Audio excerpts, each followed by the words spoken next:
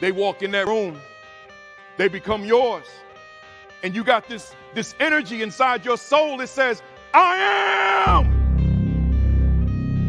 the number one determinant of the success or failure of my students. Hey, y'all, when you get back, kick some butt. I'll see you in the winner's circle, celebrating your victory. Let's go. Let's go. Let's go. Let's go.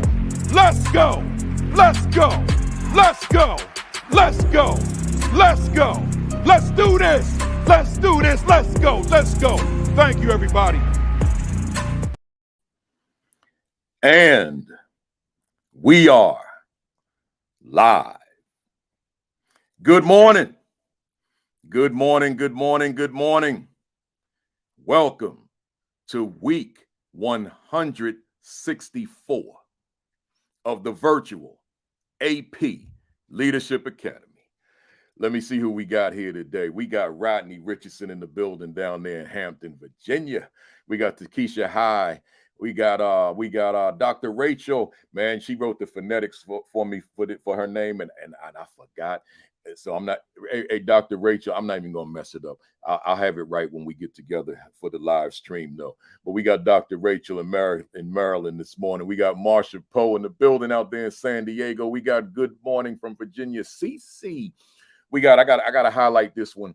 I used to say we got Demetrius Scott, but I can't do it like that now. We got Dr. Demetrius Scott in the building. Y'all give him some praise, man. Give him some hand claps or something, man. Anybody that sits down and writes that dissertation after going through them strenuous courses, man, you got to clap him up, man. Dr. Demetrius Scott in the building. Down there in Alabama in the heat. We got Yolanda McKinney in the building. She's been rocking with us for a long time, since the beginning. Portia, where we at, it just jumped on me. Portia Ajigbo, I see you in the building. We got the good doctor, Sheikah Houston, in the building. Man, y'all should have heard her. The two doctors, Sheikah Houston, Tammy Taylor, doing their thing, talking leadership. Check them out, 10:30 every Saturday morning, Create and Educate. You can watch the video later on. And then Sean Hurt, he's somewhere. Oh, man, he was stepping on some toes this morning. Matter of fact, he wasn't even stepping on toes. He was stomping on feet, right? Just talking about the bad decision-making and hiring, man. You hire bad people, you get bad results, right? So that's Sean Hurt, 10 o'clock every Saturday morning, Facebook Live. We the Fantastic Four, man. It's Sean at 10, Dr. Sheikah, Dr. Tammy at 10:30, yours truly at 10:55, and then Josh Tovar, Dean Packard on Sunday nights at 7 o'clock, Facebook Live. 7 o'clock, these are all Eastern times, by the way. We got Lisa DeBose Walker, Stacy Joseph, Lysandra Brackens, MP Jaguars, that's my man, my brother, as I told the crowd in Texas the other day. Josh Tovar. We got Yaz Dillard in the building. There's Sean Hurt, the turnaround principal, in the building, doing his thing. Hey, Sean, man, you see what I said on that thread, man? I'm talking good. You got to brand that, man. That's yours. I know I'm talking publicly, but that's yours, man. I'm talking good. I'm talking good right now. I hear you. Brenda Yvette Brown is in the building. Golfar WT. Hey, Golfar, am I going to see you at Innovative School Summit in Atlanta this Friday? I'm going to be there, man. I'm bringing flames with me, man. You better believe it. Let's see. We got James Wilburn in the building. John Herrick's in the building. We got my man, Principal Otis Kitchen II in the building. Stacy L. Joy, always dropping the post for me, especially on Twitter. I appreciate you all the time. And let's see, we got Principal Dot McKeever Jeter in the building. I'm going to call you Principal, and I'm not going to remind you that anymore, Benton. I'm going to say it this last time, and then you understand why I'm doing it. Principal Michael Benton in the building. We got Joshua Emulus Brooks in the building down there in Portsmouth, Virginia. Lily Lanier in the building. Keith Aziz Hamilton. Hey, man, I appreciate you sharing your wife on the platform this morning, man. We getting ready to rock this thing. Good to see you, Keith. We got Rashad. I said that one already. Stephanie Gooden, Lisa DeBose Walker. I think I said that name. September Devon Vance Daniels in the building. Charlena Hottie in the building. Nolene Price Martin, let's do this. Oh, there's the queen, man. The queen is here. My wife, Kimberly Broughton Kafele, in the building, man. I haven't seen her in a few days. I'm good looking forward to seeing her when I get off this, bro. I saw her sleep. You know, I ain't get home till 2 a.m., man. Come on, man. Let's see. We got Darlene Pettit in the building. Principal Dr. Tammy Taylor's in the building. Arcella Austri. I'm getting ready to wrap it up, y'all. Doc A.T. Haynes is in the building. Jasmine Harris, I see you. Melissa Jones Chunu, I see you. She's going to be on here soon, too, man. We got people lined up, man. The summer's going to be, as they would say, the summer's going to be popping, y'all, man. Y'all got to make sure that you tune in every Saturday, man. Every Saturday, 10:55, man. Where we at? I'm getting ready to, I'm going to end it right here. Donna Medina Sherragant, man, she's a serious partner to this platform, man. She's just made people aware of it that I wouldn't have been able to reach. And like I say all the time, Donna, I'm just grateful to you for what you do. I got a couple more names I need to read. I see Darlene Pettit there, but I see Gerard Phillips in the building. That's my man out there in Delaware. And then I see Ronald Pugh, man. He was with me. He was in the audience in Texas. I'm gonna talk about that in a little while. In Austin, Texas last week. So I gotta shout him out. But look here, y'all. I might keep seeing familiar names. So let me stop it right there. And let me say formally to everybody, before I say formally to everybody, hit the share button, hit the retweet button, hit the repost button, hit the tag button, whatever it is, and hit the like button, y'all. The like button lets folks know there are things happening. It lets the algorithms know that there are things happening. So let all that know. Just let people know. But let me say to you now, let me welcome you in formally by saying to you, good morning. Greetings. Welcome to week 164. Can you believe it? This was only supposed to be 18 weeks. That's it. Back in 2020, week 164 of the virtual AP Leadership Academy. And hey, man, as I ask you that question every Saturday morning, hey, y'all, how you feeling? That's my question every day, every Saturday. How are you feeling right now at 11:06 Eastern Time, 10:06 Central Time, 9:06 Mountain Time, and 8:06 Pacific Time? How are you feeling? And I might add worldwide, but you don't want me to say all them time zones. But let me let you know how I'm feeling, man. Y'all see how I gotta like twist my chair around because I gotta let you know. So I gotta put everything into this.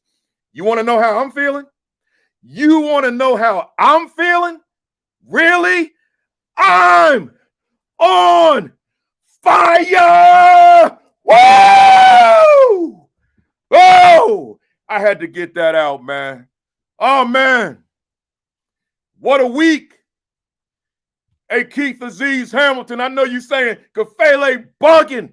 Yo, let me let y'all know, man. Listen, what a week, man. I got to share this with you. Oh, you know how like on Facebook, somebody will getting ready, they're going to post like a long post. So they say long post alert. Well, listen, I'm putting an alert out here. Long Saturday Academy alert. We going to be on for a while, y'all. I want y'all to stay, man, because we got an important topic. I ain't asked my guests if they wanted to talk about this topic. I just said, yo, let's talk avoiding leadership burnout, right? They with it. So you need to stay here for this. Hit the share button, hit the retweet. Let me just share a little bit of this week, man. I started off, I did 3 days this week. So that's a semi-short week because it wasn't 5 days. But I was in Newark, New Jersey, with the East Central School Leadership Team, man. I've been working with them. This is my third time with them this school year. And we have a great time, man. I love them folks, man. I hope some of them are on this morning. I love them folks, man, under Dr. Shakira Harrington, man. I love them folks. I love them so much. I stole 3 of them right from the room and said, I need y'all on the Saturday Academy next Saturday. They're all first-year principals. And I said, I had other guests, and I had to maneuver some things. And I said, I need y'all. So I got these 3 first year. We're going to talk about what is the principalship in the first year, the conclusion of the first year. You don't want to miss that. That's next week. But then I flew to Texas, to Austin. and keynoted the Texas Association of Secondary School Principals Conference, like 3,000 secondary principals in the audience, man. Man, I had a time. You know, I come out, I do my Frankie Beverly and Mays. You know, we come out to the song We Are One, and I do my little two-step, man, and get the audience to dance with me, and then we go in, right? What a day, man. I signed books for 2 hours. What a day. But, man, yesterday, I just got to share this with y'all. Y'all hang with me. I was in South Central LA, man. It was a different audience, man. It was a Black audience.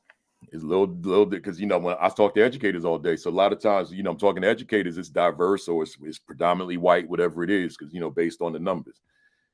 This was like 400 teachers. They were Black and Latino, predominantly Black, because I want to share this with you. Los Angeles Unified School District has a department called Black Student Achievement Plan. That's the name of the department. And their sole purpose is Black student achievement. That's what they do. And they are doing a lot of things. I mean, they flew all these young people on this HBCU tour all the way East Coast, put the kids on planes and did all that kind of thing. They're doing a lot of things. So they brought me in as a keynote, man. Oh, man. I can't even get into it. All I could say is it was one of the best days. I've given over 3,000 presentations in my life. I got to rank that one like way up there near the top, man. It was phenomenal. I hit that closing like y'all see on that video. I am the most, you know, that thing, man. Them people, they made me feel real good, man. That's all I got to say. I felt at home in South Central LA, man. And I live all the way over here in Jersey. Shout out to East Central SLT. Shout out to Texas Association of Secondary School Principals. And shout out to Black Student Achievement Plan out in LA, USD. Hey, y'all, real quick, my commentary. The summer has begun for many of you, which is the season of intense PD. It's also the season of taking it down, which corresponds with my topic today. But it's also the season, man. A lot of y'all don't have time to read during the school year, right? A lot of y'all don't have time to go to the conferences. You don't have time for the institutes. You don't have time for the academies. You don't have time to do your own writing, right? So yeah, take it down, right? However, you got to get better, right? So engage in the PD as far as reading and conferences, but also engage in the introspection. Just kind of looking within. Analyzing you. Hopefully you've been journaling all year. If you're not one that journals, then I want to strongly encourage you to begin. Journal everything because you want to be able to fall back on that. See, you don't have a camera following you all day, so you can't rewind the camera and look at you. Who was I in September? Who was I who was I in August? Who was I in September? Who was I in October, November, December? All that kind of thing. You don't have that. But if you journal, then you do have it. So then when it's like the month of January, you can go back to September and review what your thinking was back in those days, what your habits were back in those days, right? But you want to make sure that you can demonstrate measurable growth each year, each month, each week, each day. It's important. It's significant, right? So again, I'm not asking you to be a workaholic all summer because that would contradict the reason that we're having this particular session today. But I am saying put effort, energy, excitement, enthusiasm into your own professional growth over the summer so that when you start the school year, because I mean, it's not that your year ever ends, but when the children come back, when the teachers come back, and you reflect on who you were versus who you are in that moment, in that time, make sure that you can definitively conclude that you are better, that you have grown, that you have evolved, that you have progressed as you start a new school year, right? But that requires your own intentionality in the process. You can't wait for somebody, you can't even wait for your accountability partners, right? You can't even wait for your thought partners. You gotta know within that there's certain things that you must do for yourself, right? So that's my commentary for the morning. Let me just go through these quick announcements, and then I'm ready to bring up my guest. To the first timers, welcome to all the first timers this morning. I'm glad you're here. But my question is, where you been? This is only the 164th consecutive week, right? But I ain't mad at you. Make sure you go to the YouTube channel to the first timers or the second timers, right? And binge watch all 163 of the previous weeks, right? There's a lot there. I'm not one to necessarily pat myself on the back, but I am a confident individual, right? So let's not get it twisted, but let me make the distinction. I don't pat myself, I don't brag, but I am confident. I'm confident in myself. And I know that this thing that I've built, and really we've built as a family, I know that this is of value. I know it adds value. So take it seriously, watch those videos. And speaking of that, I just forgot something. Shout out to them family members in Texas, particularly those family members of the Virtual AP Leadership Academy who came up on the stage with me in Austin, and we took this picture, and then I decided to holler at them for a few minutes, man. Shout out. It was a whole, like we say back in the old days, whole mess of them, right? They came. I mean, I was like, all of y'all family? Man, we got to take this picture. We got family all over America, all 50 states, right? Literally, right? So I don't take that lightly. And the reason the family is so large is because we putting out a good product, man. That's all. One day I'm gonna figure out what's wrong with my camera, man, because it keeps stalling. I've been trying all sorts of things, but I ain't worried about it right now. And shout out to my family in LA. I walked in there, man. As soon as I walked in the door, man, people was identifying themselves. I'm like, man. I mean, I'm walking through the threshold, man. People identifying themselves as family, man. That was a beautiful thing for me. All right, yo, I'm just about done. School Leadership Institute. Join me in Charlotte, where we ain't doing this virtual. Come to Charlotte. Join me in Charlotte, July 11 and 12. School Leadership Institute with Principal Kafele, man. You don't want to miss that, man. That's for aspiring administrators. It's for APs. It's for new administrators. It's for veterans. It's for everybody. If you're not even a principal or in building level leadership central office, that's for you too. So join me in Charlotte. Go to principalkafele.com. Scroll down to the announcements. Click that register button where it says School Leadership Institute and join me in Charlotte, North Carolina for 2 days, 9 to 4, both days. We talking nothing but leadership. Next, I'm almost done, y'all. Join me in Jacksonville, Florida for the big one, man. Black Educators Rock. Some of y'all out there, you thought that was just a Facebook group. Oh, no. We've been doing a conference for this is the 8th year. Black Educators Rock, right? So go to rockconference.org, and register and join us July 13, 14, 15, 16. Again, July 13, 14, 15, 16, 4 days. I will be there for 2 days, the Saturday and Sunday, the 15th to 16th. And on the 16th, I'm doing a leadership session from 10 o'clock a.m. till 4 o'clock p.m. I'm going hard. 6 hours. We just going to talk leadership. So join me. And I will be doing the virtual academy. I'll be doing it from Jacksonville, Florida. And then I'll be transitioning to doing other things with the conference. So join me at the Black Educators Rock Conference, July 13, 14, 15, 16. Go to rockconference.org. I'm almost done, y'all. Hey, y'all, the new joint, man. The assistant principal identity. If you don't have, ooh, man, my hand, ooh, it's hot. This thing is blazing, man. Woo! I can't hold it in one hand too long because it's selling like hotcakes, man. It's blazing. So if you don't have a copy, Assistant Principal Identity, protecting your leadership mindset, fervor, and authenticity. Woo! It's hot, man. I can't hold it too long. Just go to Amazon and get a copy. Go ahead and get it right now. Right? Use your other device and get your copy, right? And then while you're there, just grab this, the Assistant Principal 50. Just grab this with it. Get the two. Get a bundle. I see you, DeLacy Davis. That's Dr. DeLacy Davis. So make sure that you get both of them. Let me just throw one more in there. Get this too. The Aspiring Principal 50. Now, I ain't gonna pull all my other books out. Just them three. All right. Am I done? Last thing. Like and follow the Virtual AP Leadership Academy Facebook page. Virtual AP Leadership Academy Facebook page. All right, enough of all these announcements. Let's go. I didn't mention the that I'm on Alexa. They put me on pause for a couple of weeks. I'll be back on July 13th, right? So just I'll hold off on that. But that's Alexa, my morning message every day, July 13th. I got guests this morning, man. Let me get them on up here, man. I got these superstars in the building, man. Here we go. Here we go. I got 3 amazing principals in the building.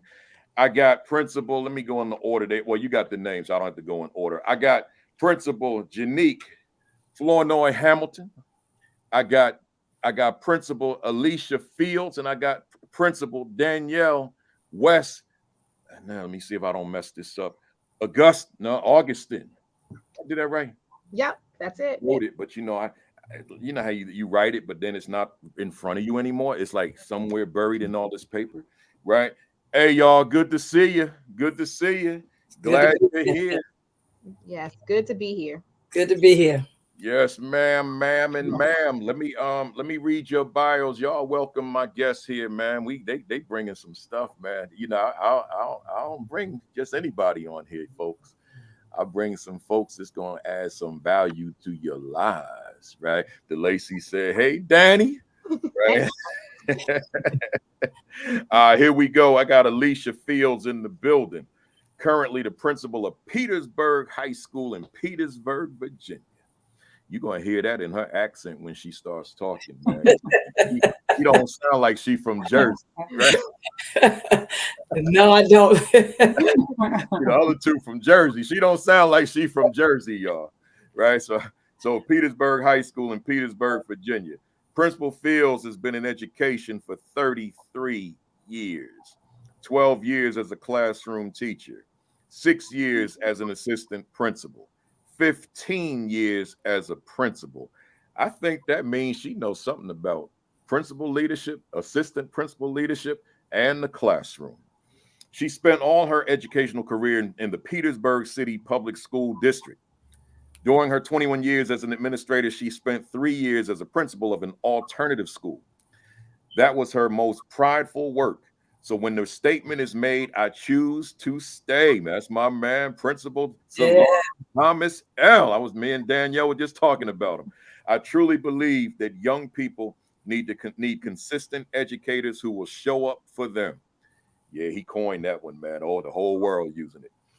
Principal Fields received her bachelor's and master's degrees from Virginia State University.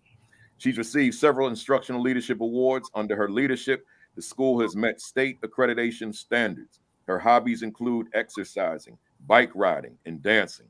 Principal Fields practices self-care every day. Now we got Danielle West, Augustine. All right. I got Augustine. Augustine. Yeah. Augustine. Yeah, I'm saying it the way I had it in my head all week. Augustine. Okay. There we go. Hey, y'all, this one's a little long, a little bit, but and the other one's gonna be longer. But the reason I don't edit these, y'all, because it's so much in the bios that I think adds to the platform. So y'all work with me on as I read these quickly. Danielle West, Augustine. Did I say that right?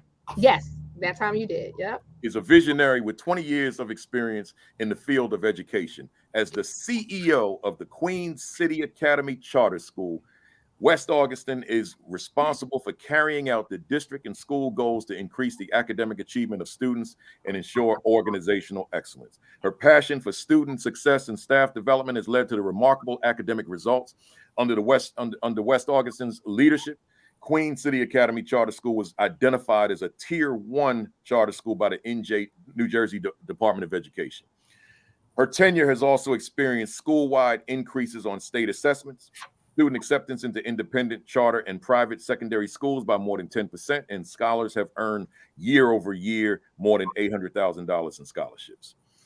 West Augustine has launched vital programs in teacher professional development that has led to academic achievement. Professional development partnerships, along with scholar-centered programming, has aided in the school's growth under leadership. Her tenacity for procuring funding has enriched the charter school with grants such that have supported expansion and increased overall scholarship experience. So I'm gonna put a pause there and say there's somebody watching. So if you're trying to figure out how to raise money, how to write grants, all that kind of stuff, here's another resource.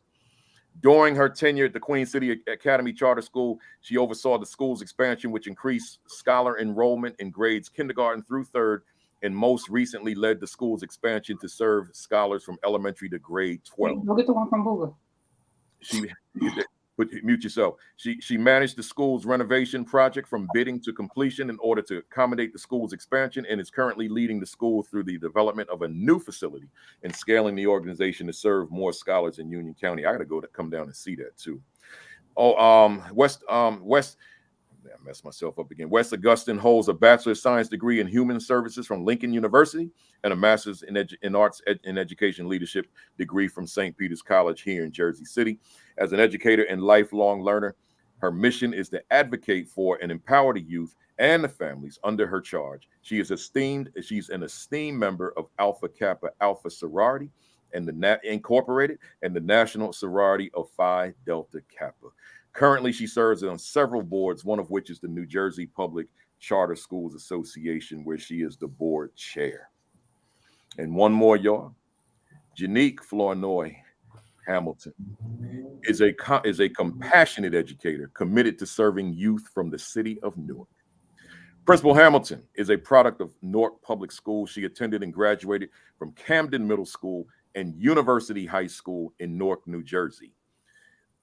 Her diligence as a scholar athlete at University High School afforded her a 4-year presidential scholarship to Tuskegee University in Tuskegee, Alabama.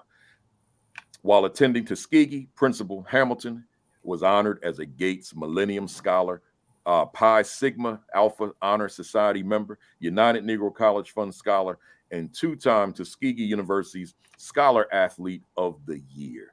She graduated magna cum laude from Tuskegee University with a BA in political science and English. Principal Hamilton furthered her academic career at Rutgers University Graduate School of Social Work and School Counseling. She earned a master's degree in social work and began her career as a school social worker in Newark. She later earned a certificate in educational leadership, eventually leading to her obtaining a position as a vice principal and later principal at a charter school in Newark, New Jersey. In August 2019, she returned to University High School, her alma mater, to serve as principal. She currently continues to serve as principal there and prides herself in increasing the academic outcomes of the school. Outcomes at the school. During her first 3 years as principal at University High School, despite being faced with a global pandemic, Principal Hamilton's leadership supported a 26% increase in the English language arts state assessment scores. That is big time because most people were kind of going backwards. In addition to during the pandemic, she utilized social media platforms to deliver daily morning messages, which I saw most of them, which kept her connected to her scholars and families, as well as keep them inspired by her leadership. And not only did she deliver the message, as I go off script slightly, she had the music playing in the background and she was bopping to the music and delivering her message throughout that pandemic. Because I'd go on Facebook and watch her and was impressed with it because people that know my work, I'm a morning message type of guy, right? Under her leadership, University High School has expanded the AP courses in college and college and high school courses offerings and became the first Newark public school to offer dual enrollment courses with a historically Black college or university, Howard University, and an Ivy League university, Brown University. In addition, the school has college partnerships with Montclair State University, launching Red Hawks Rising. I'm almost done, but let me say to the audience now, to the viewers, to the family, maybe you're looking to partner with some colleges and universities, right? Maybe that's something you've thought about, but don't know where to start. You got Genique on here, Principal Hamilton, who can share with you some insight. Teacher Academy, a grow your own teacher academy that aims to increase the number of teachers of color in the profession. This school year, the first cohort of scholars began the dual enrollment program with Essex County College that places them on a trajectory to finish high school with an associate degree. Now, I'm not even going to explain this, but let me read that sentence again because I did something wrong. The school has a college partnerships with Montclair State University, launching the Red Hawks Rising Teacher Academy. So that's what I was saying. I split it up into paragraphs accidentally. So in other words, they're getting the youngsters ready for teaching while they're high school students. with the partnership at Montclair State University. Lastly, Principal Hamilton has been recognized by the National Sorority of Phi Delta Kappa Incorporated Di Delta Pi chapter and the City of Newark Clergy Alliance for her educational contributions in the city of Newark. Principal Hamilton is a firm believer in that every scholar is gifted with varied intelligences, and it is the job of the educational ecosystem to support them in discovering these gifts and maximizing them to become local, state, and global leaders. Woo! That's a lot, y'all. That's a lot of information. And y'all bear with me when I read these long bios, because I just want you to know what's out there, because I know we got a lot of younger folks on the call every weekend who are looking to get into these positions. And I want you to know what some of these folks ahead of you have done to give you a target to aim for. I'm ready to go, y'all. I want to start with Alicia. And Alicia, I read the bio. I know a little bit about you just from our Twitter relationship over the years.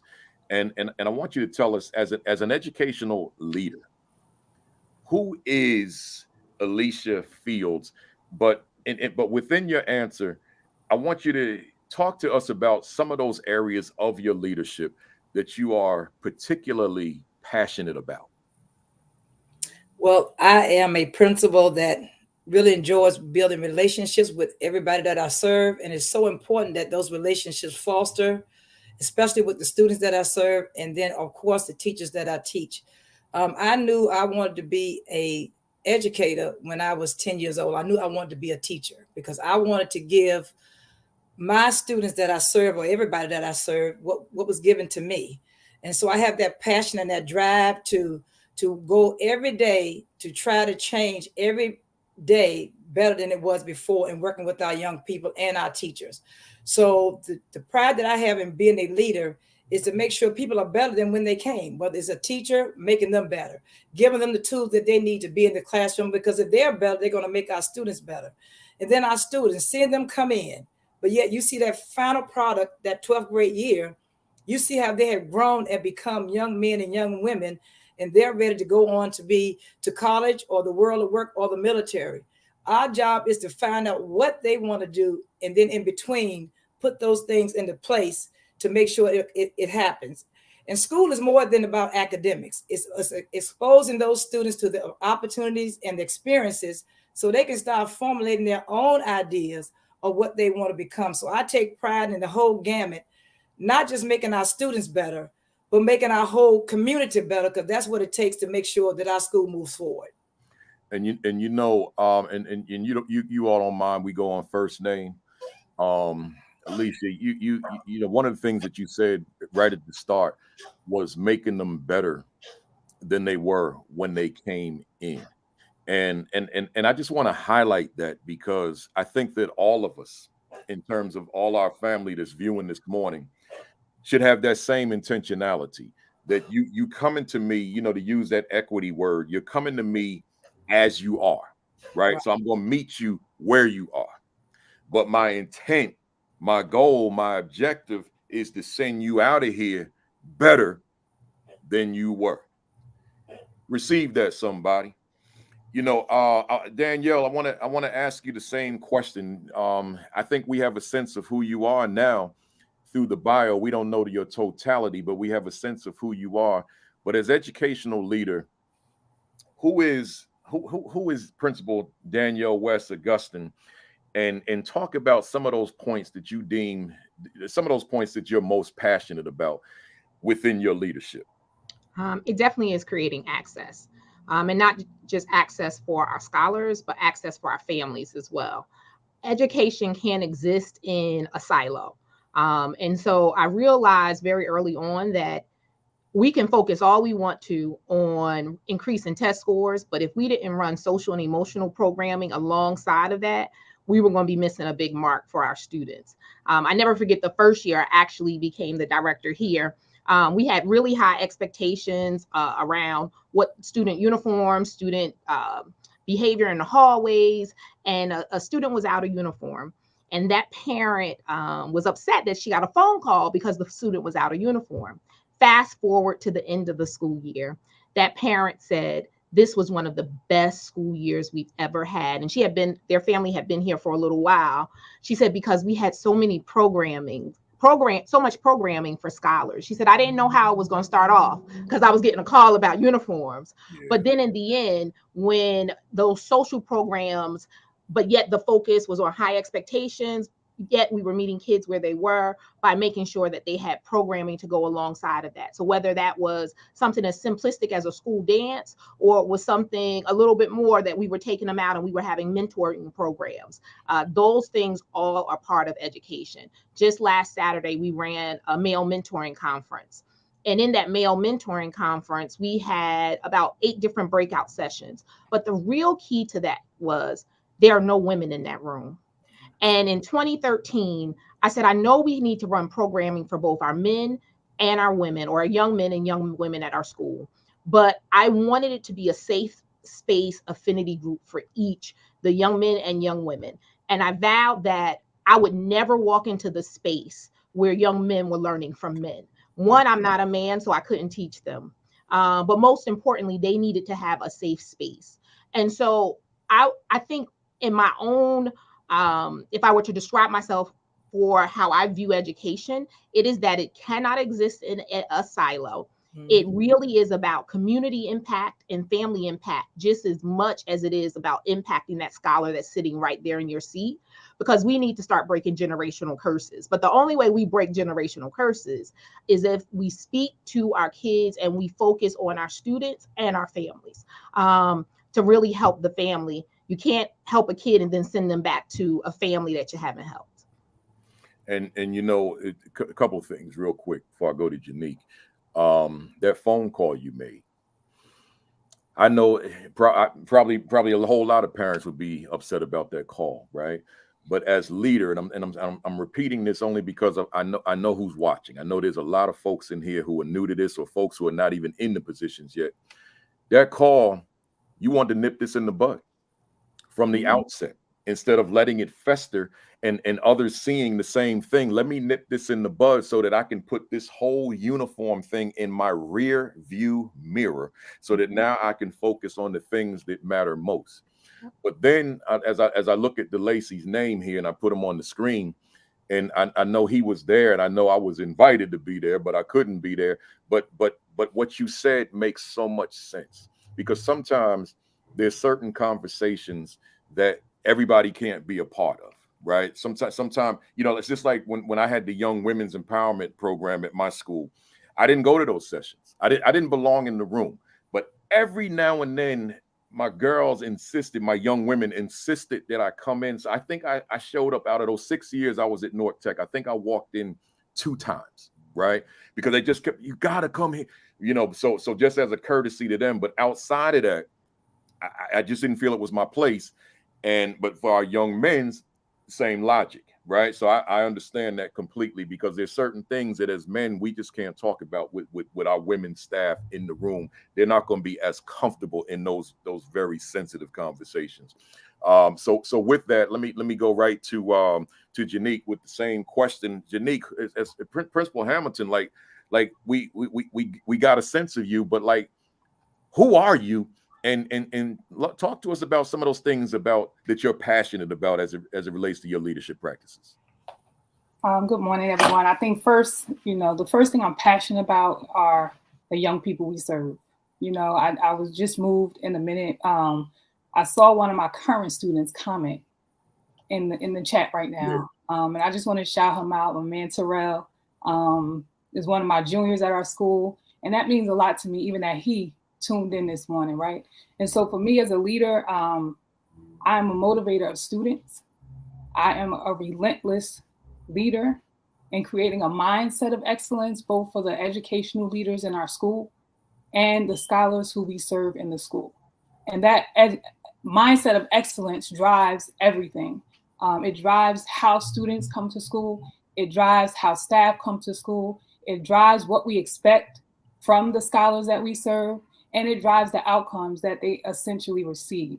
I've seen students shift completely from coming in, either torn and broken by a system that may not have served them in the best up to their capacity, to turn and then be bred, and the outcomes look so different for them.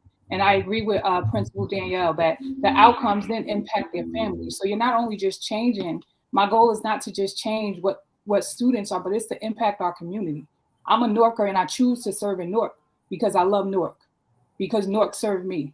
Because without the educators who were in Camden Middle and who were in University High School, I know that my trajectory and my life outcomes would have been quite different. And so for me, it really is just really about creating a space of excellence where students feel loved when they come in the building, inspired when they come in the building. You talked about the morning messages, being essential. I didn't have Instagram before the pandemic. And my scholars came back to the building to pick up Chromebooks and work packets. And one of my scholars said, "We miss your morning messages. We don't get to hear you. We're away. We don't know how long we're going to be away." And she took my phone, signed me up on Instagram, wow. And I delivered my first morning message right there in the main office with her sitting next to me. And from that, it continued. And then I realized from my scholars that it was necessary, right? So the connection that you build with the young people that you serve is extremely important. And when they feel that and they're coming to you, right, you also can go to them. You also have another level of push that you can push for them to go. They believe you. Right? They believe that despite challenges they may have seen and or experienced, if Ms. Hamilton is telling me that I can do it, I believe I can do it. Mm-hmm. And so as educators, I think it's extremely important that we create that space again of excellence for our students. And I am an educator that is relentless in doing it and not afraid to take risks in the process. Woo! You said something that really connected with me, resonated with me, Genique. When I was at Newark Tech, there wasn't a soul in the building that didn't know I was a speaker, because I made that very public. Anytime, like usually on a Friday, I'm going to the airport to be somewhere, and I would get on the PA and say I'm going to such and such city to speak at such and such conference, and I'll see y'all Monday morning. So that everyone knew I was a speaker, but I wasn't on social media, and I didn't believe in social media. So my seniors started trickling in to say to me, "Kafele, you got to be on social media with the work you do." I'm like, "Nah, I don't need that. I don't want that. That's ridiculous." And one of them, his name is Dewan, and he stayed on me. "You got to get on social media. You got to get on social media." Reginald Bledsoe, who everyone in Newark knows, is another one. You got to get on social media. So a lot of people that's on this thing right now watching, y'all know me because you found me on social media. Right now, had I not listened to them, I may not have had the reach that I have today. But I'll add this about Instagram. I'm only on Instagram because of the young heads in education, but I'm not big on it, right? Because I keep deactivating my accounts, and then I'm like, then some young people in the audience like, you got to be on Instagram. We're not on Twitter. We're not on Facebook. You have to get on Instagram. So then I'll start another page, and then it takes a while to build up again. So I'm there. But it's because of the young voices. So what is my point? Student voice, young folks' voice. Are we making sure that we give them voice, that we can hear what they got to say, which they can add value to our lives as well? Never lose sight of that leader. Your kindergarten might be able to tell you something that you don't even know. Your first grader, your third grader may have some insight that you don't have. So you got to make sure that in your schools, students have voice. Let's go. I want to start off with you, Alicia, on this one as well.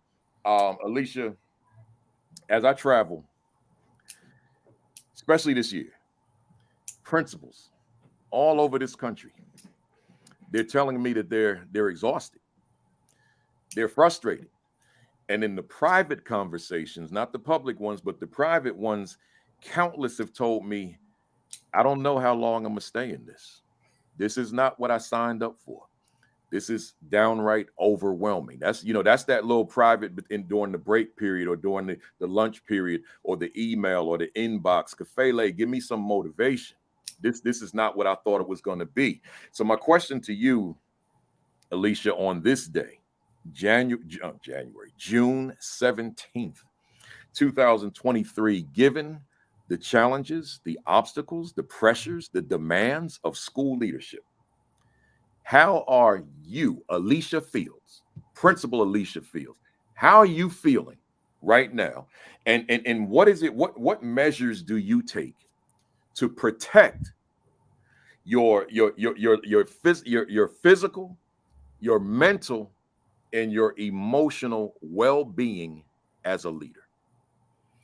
Well, I still have that same drive I think I have when I started this teaching, because I just love what I do. But as with this job, as you get into this job as from a teacher, assistant principal to principal, the stressors come. So first of all, you got to understand your why. Are you really walking in your purpose? Because you may not be in the right position. You may say, I want to be a principal, but truly, why do you want to lead? And if you're in the right position, you have to surround yourself with the right people. I got a fantastic admin team that supports me, and we do everything together. There are some things that I have on my plate that I really can give to them. But then you got to make sure you hire your staff. You got the right staff in the building, because when you deal with academics, you got to make sure you have those effective teachers. You're hiring the right people in the right places.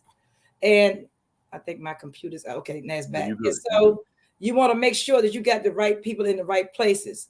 But on the other hand, you got to be organized and you got to prioritize. Every day you may organize your day going into the building, and something can happen to throw off your whole schedule. But you have other people that can step in and get the work done. And for me, every day I reflect on everything I do. Did I do it well, or did not do it well? And then I try to make those changes.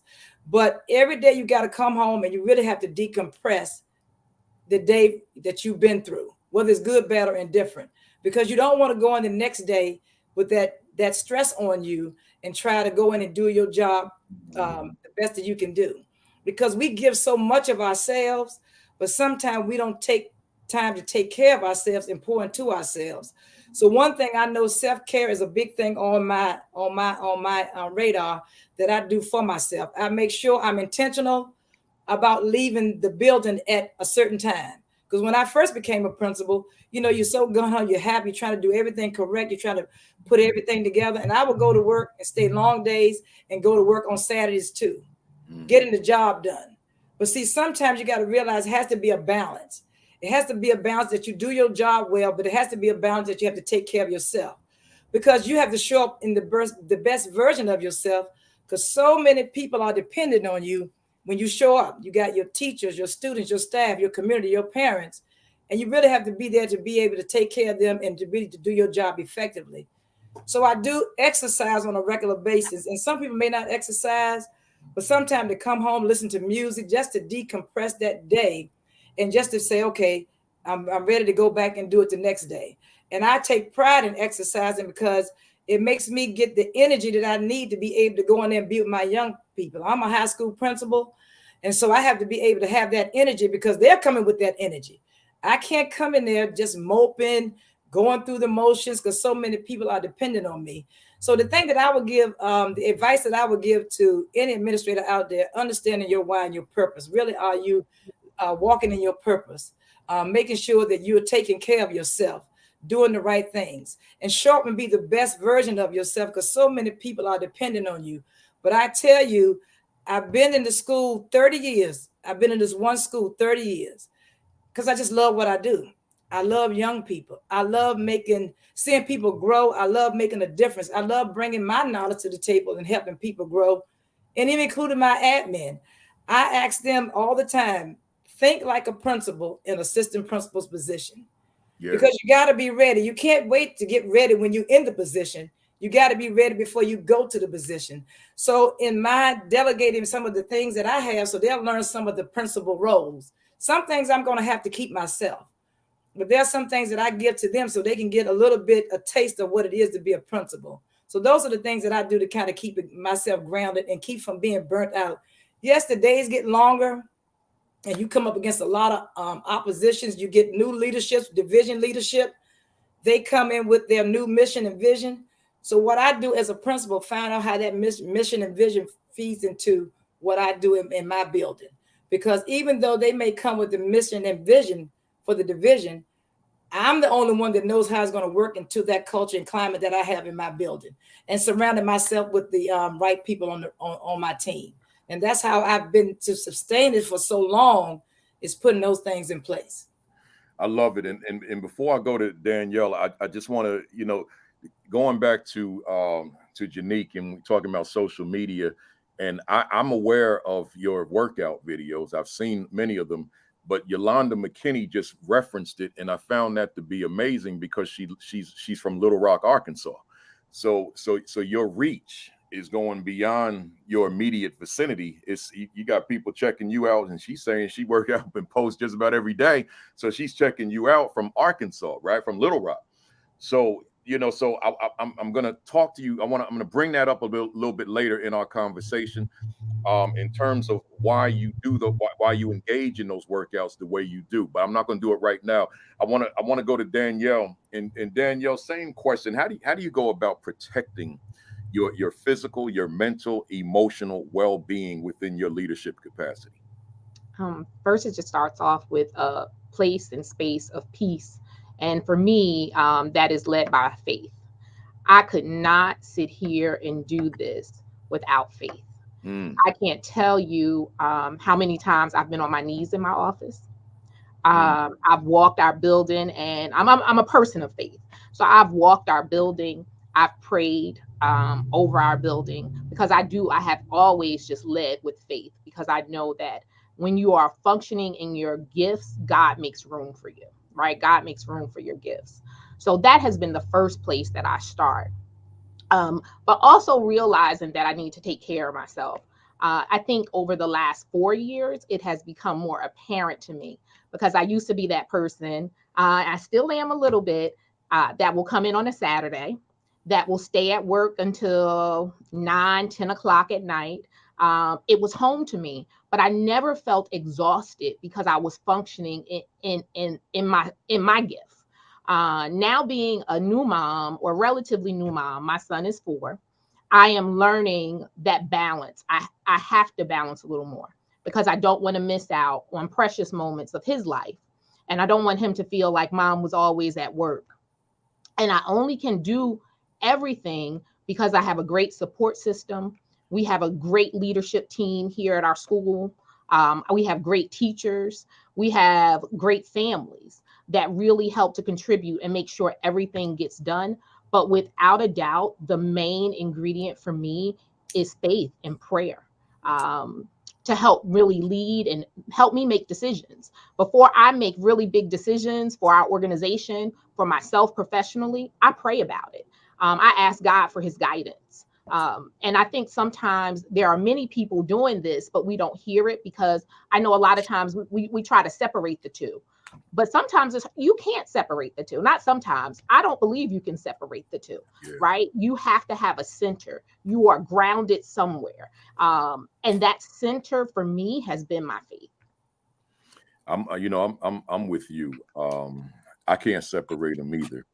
I tend not to talk about my spirituality publicly in certain places, certain spaces. As I read a room, I feel very comfortable engaging in an audience in that conversation, but it depends on where I am. But the bottom line, like if I'm, since I'm in this presenter mode now, as opposed to my principal days, I pray before I speak. Every day. When I was a leader, I pray before I begin to lead. So as I'm driving into work or sitting in the parking lot, and that was an important, essential component to my own effectiveness. I got to do this with God. I can't do this. Kafele can't do this alone. Right? During COVID, the first thing we did, our staff, they had this thing called Meet Me at the Flagpole. But during those COVID years, that was when I really said, you know what? We're not getting through this with anything else. Yeah. So we met at the flagpole and we prayed on our playground. We, when our families were experiencing food insecurity and our staff dropped off food there, we prayed. And I never forget, there's a picture, I have it on my social media. Our students, one day we had a talent show. Our students, a group of young ladies in the back of our auditorium, stood there and they prayed together before they went on to that talent show. That said to me, I sometimes don't even have to say it, but if they see it, you may walk in my room, I may quietly in my office sometimes have Pandora on, and Pandora is on shuffle. So you might hear Kim Burrell. You might hear something, but it's said to me that sometimes we don't even have to say it. People can see our faith walk and they'll understand and they will begin to say, you know what, it's a safe space for me and I feel comfortable. I can tell that I can go, and I'm going to find comfort. So for me, that's what it is. On a Sunday, you're going to see me in church. During the week, you might have found me at a Bible study. Prior to my son, Agape Wednesday night. And I was there because I needed my soul refueled, because I couldn't do this work without it. I love it. You needed your soul refueled. Genique, how do you go about protecting your physical, your mental, your emotional well-being in this stressful, overwhelming role called the principalship?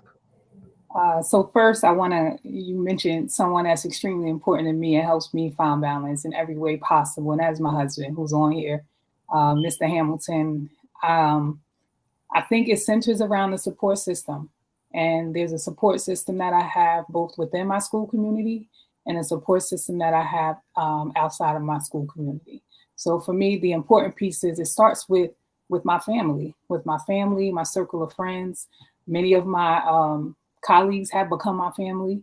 And they probably, before I did, they prioritized my well-being because, I just said it, I'm relentless about what I want for my scholars, what I want for my school. And so the work sometimes just continues because you're just that hungry to achieve what you see is possible.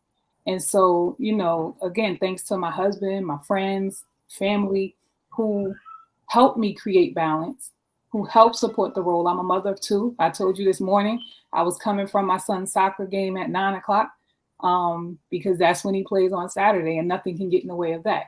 Yeah. Right. And so when I'm not there, I left, but my husband's there to make sure he's taken care of, get him home. We decide who's picking up kids one day. My mom, God bless her, because she's a huge part of how I do what I do and allowing me the space. Sometimes the school needs you in that moment as a principal. And there are times when you cannot turn away from what is present, just depending on the situation. And so if there is a need to tend to that, my support system steps up in that way. I think also, though, the reality is the support system within the school. Miss Alicia said it before, not only relying and hiring properly, but also developing your team. Sharing with them some of the experiences that happen, even if you hire someone and you see yourself, again, developing and supporting them, right? Then some things become easier to turn over to them. I remember starting, on either my first principalship or currently at university, coming in, I didn't have the team that I selected, the team that I, chose to come in with. However, I recognize strong people on my team, but there's still always, as a leader, a way you want things done. And sometimes you have to demonstrate and show and develop people to do it that way. So there are some systems and things that I put in place that I had to develop people so that now I can pass it off and feel comfortable knowing that they're going to do it with a level of excellence. They're going to carry it out. And then that's one less thing on my plate, right? That frees up some time, frees up some ability to move my focus and attention around and also still see things move with a level of excellence.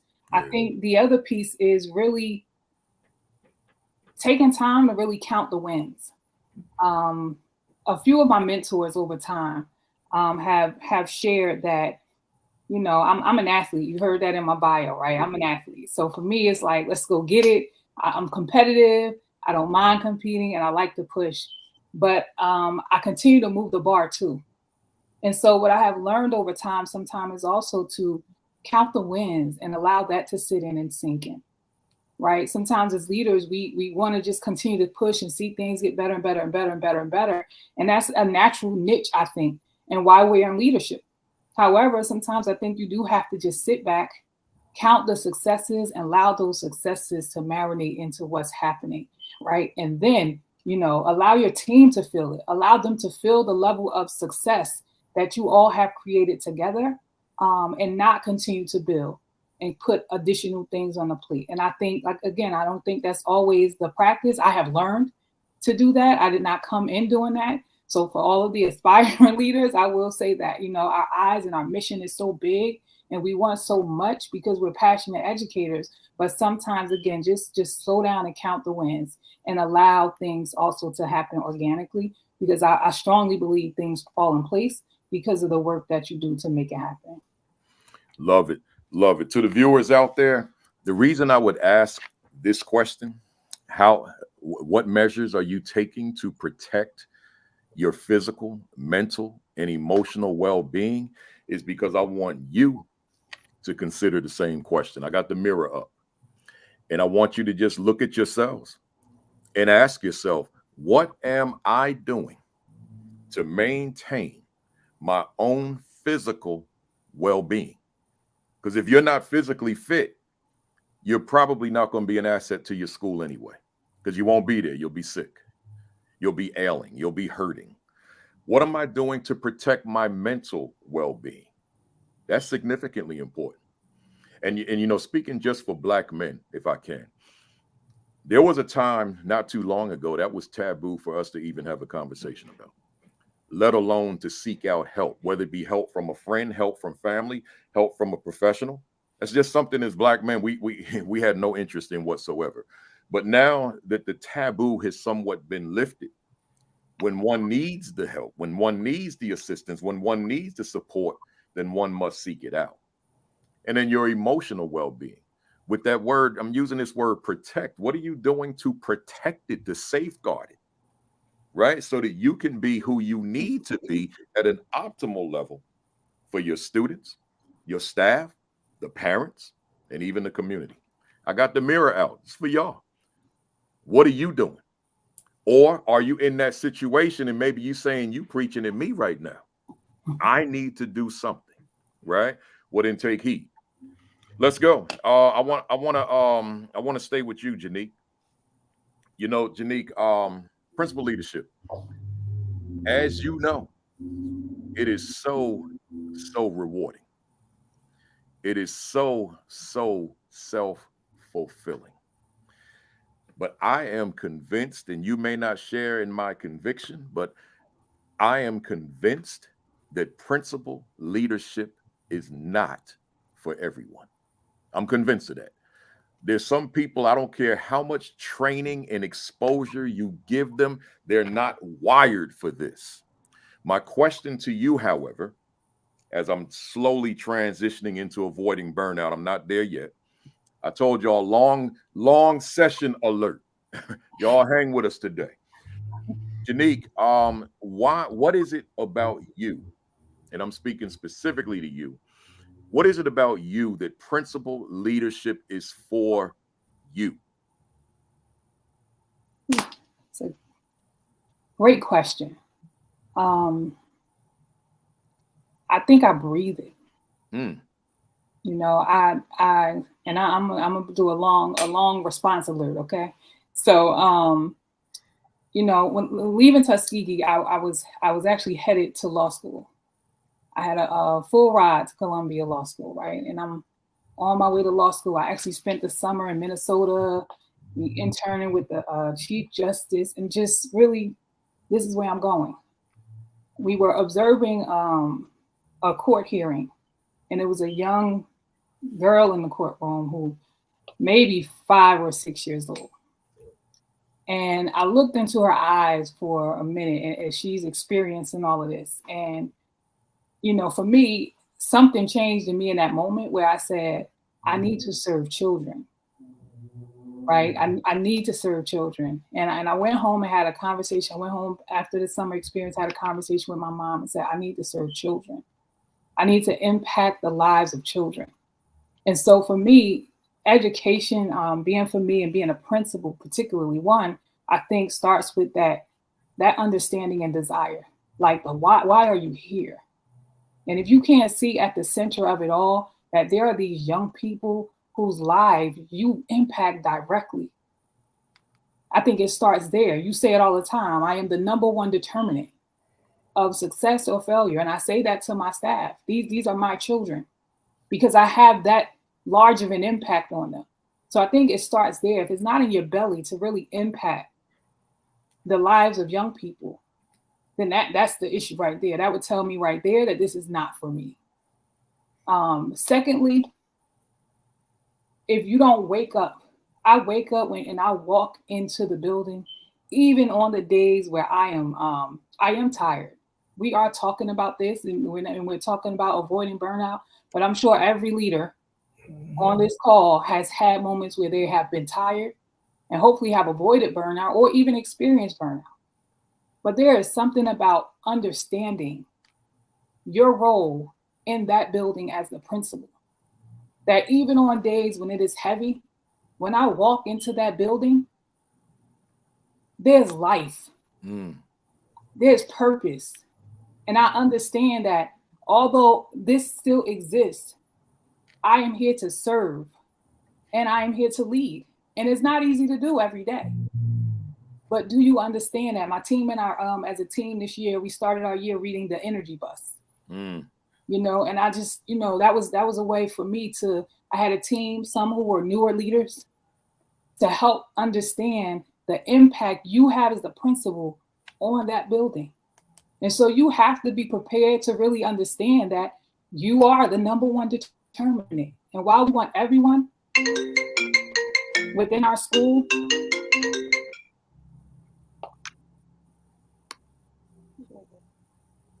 You good? okay, while we want everyone within our school to really feel that impact, right, it really does. You really do have to understand that it starts and stops with you, and be passionate and understanding and accepting that role. And I think it really does start there. Man, you said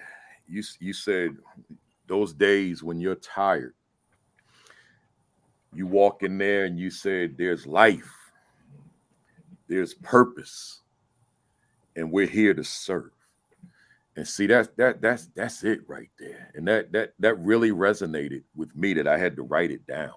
You know, so yeah, I love it, man. We're talking about principal leadership. Is it for everybody? Before I transition to this whole thing of burnout, so let me go to Danielle, and Danielle, I'm just going to reiterate what I said. I stand on it. It's, some people feel like, the age old discussion about whether leadership is a leader is born or made. And I don't know. It depends on the circumstances, right? It depends on what kind of leadership, all that kind of thing. But the bottom line, we talking about school leadership right here. And I say that everybody that wants to lead ain't no leader. Everybody that wants to lead, this ain't for you, man. You might be better as an assistant. You might be better as a coach. You might be better as staying in the classroom, whatever it is. But this thing called principal leadership is immense. And it takes so many different skill sets to be able to balance all this out and to be effective. Hey, Danielle, what is it about you that principal leadership is for you? You have to be relentless, I think, on behalf of our scholars. And you can't be willing to just accept a no, because they're depending on us, both our scholars and our staff. So you have to know, and you have to be relentless in your pursuit. Sometimes people might find, or I've heard people say, aggressive, or maybe that seemed a little annoying. Especially sometimes I think it's taken differently when you're also a woman and you're being pushy, or that's how it's classified. But I don't classify it that way. I classify it as I'm a leader and I'm being relentless for the people that I lead. So even when you can't see, or the people you're leading, they don't see, you have to push through, and you have to have that vision, because you know that the charge you've been given, there is much responsibility, and you have to be willing to accept that. And everyone isn't willing to accept that. They'll say sometimes, oh, well, I can't do it, or I have this to do, or, this is more important. And in leadership, you don't get that opportunity. You have to know that it stops with me. It's so funny. I'm listening to Genique, and this summer, our staff also read The Energy Bus. But I think about the first year that I took over, which was in 2013. So 10 years ago now. That year we read Who Moved My Cheese? And it was because we had gone through a change of leadership. I had been here as the assistant director. And I had kind of, I think, made a name for myself because I was a new administrator. I was still learning. I was writing people up, like, because I had this expectation and this bar that I wanted us to meet. And in doing so, people got really, really nervous because I think they started thinking about, oh my gosh, all these changes are going to come. What's going to happen? You know, how will the school be? Am I still going to be able to do, you know, as I've been doing, or is Miss West going to come with this agenda? I think those were some of the things that people were thinking. And so I could see that. I had to have forethought. And I could see that. So I said, you know, we're going to read Who Moved My Cheese? And we're going to understand that while things change, we also change. And I don't believe you can lead without vision. You have to have a vision in order to lead. And I remember early on, I think you were the first person I had come to speak to our staff also that summer. Yeah. But you were talking a lot about writing a vision statement. At Queen City Academy, our vision statement is Queen City Academy Charter School will be a model charter school demonstrating excellence. We will meet and exceed all performance standards. That mission statement happened in 2013. Since that time, we've met and exceeded performance standards. And we've read and that statement together as a school community every morning, along with our mission statement. And so I couldn't lead if I didn't have the vision for the organization.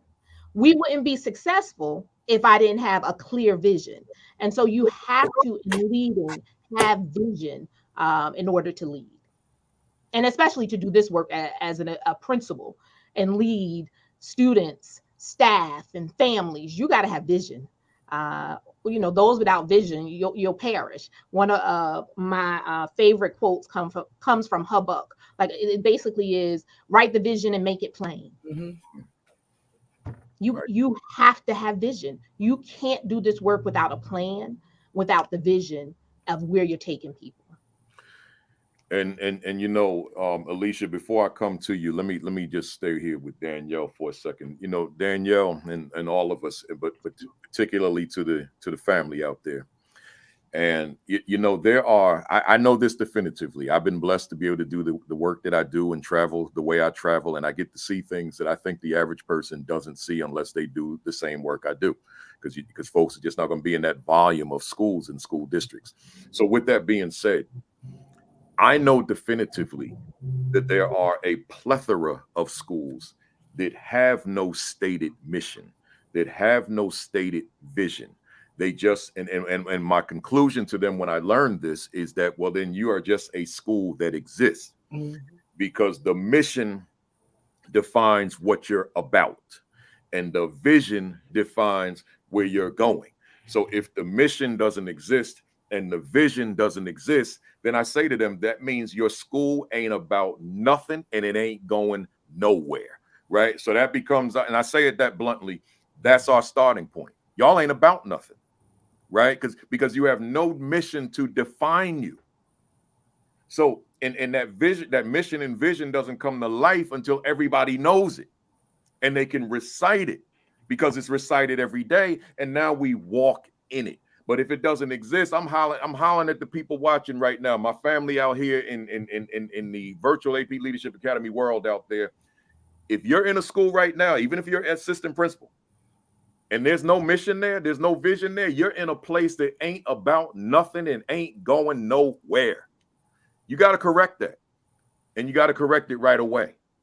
Particularly at the end of the year now, a lot of you are the school year is over. So as you're planning for the new school year, that's got to be a part of the plan, and you're going to invite your staff to participate in the development of that mission and vision, right? I went on a tangent.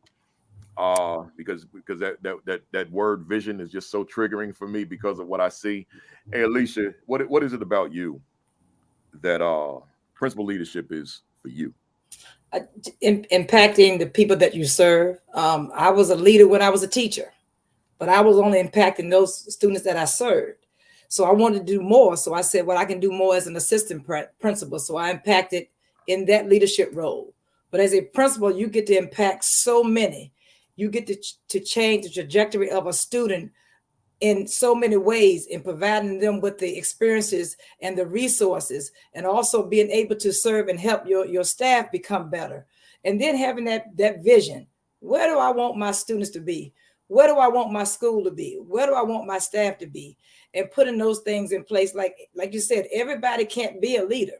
It really has to come within. Because if you have it within, then you're going to do everything in your power to make that mission and vision come to fruition. And so that's what my leadership is impacting young people, changing their lives while we walk side by side, but yet also helping our teachers and our staff become better. Yeah, I love it. Hey, y'all, let me say this real quick. It's 12:14 Eastern time. I got 12 questions, but I'm only on number 3, right? So y'all stay with me. If it gets to be too long, then I'll do a 2-parter. But I gotta do a quick commercial break, y'all. Work with me for a second. The Virtual AP Leadership Academy is sponsored by the Assistant Principal Identity. See, we got a little commercial we throw in here now. So we sponsored by my new joint, right? So get yourself a copy of the Assistant Principal Identity, protecting your leadership mindset, fervor, and authenticity by yours truly. You can get it on Amazon, right? Enough said. Let's go. My wife probably up there laughing at me, right? But let's go. I was considering not doing this question just for the sake of time, but I think give me a short answer on this one, y'all, if you can. I'm gonna throw it in here. There's an administrator out there who's watching. One of y'all got some squad cars rolling through. I know what that is. I'm in Jersey City, right? So there's an administrator out there, and I want you to holler at this administrator. Give me a short answer though, because I want to get into some big stuff with burnout.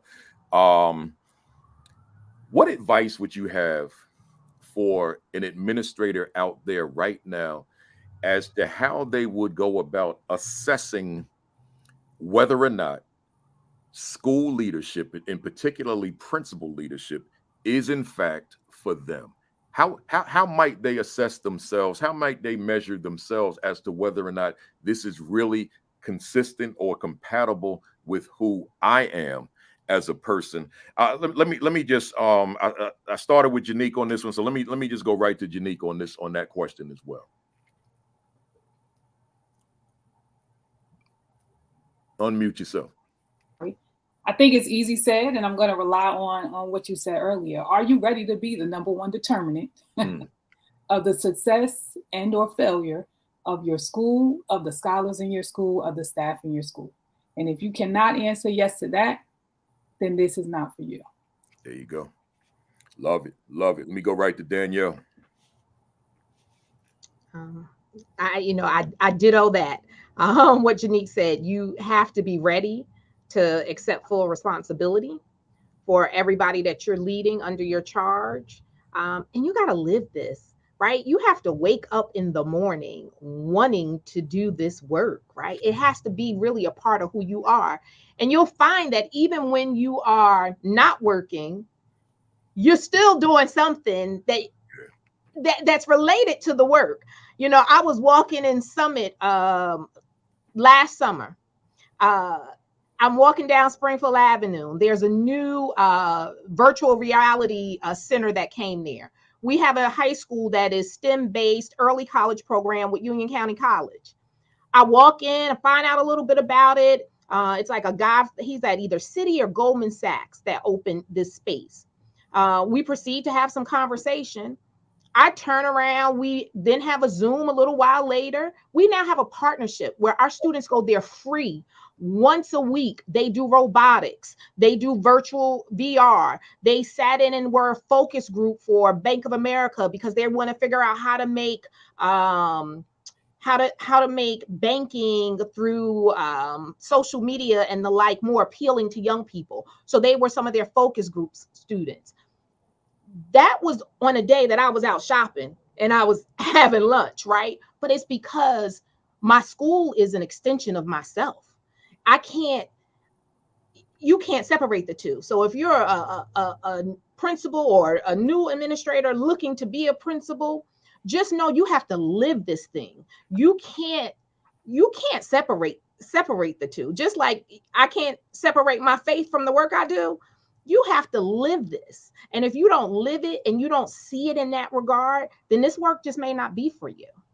This may not be. I love it. Alicia, what do you think? What advice do you have to that person in terms of how they measure whether or not school leadership is for them, particularly the principal leadership?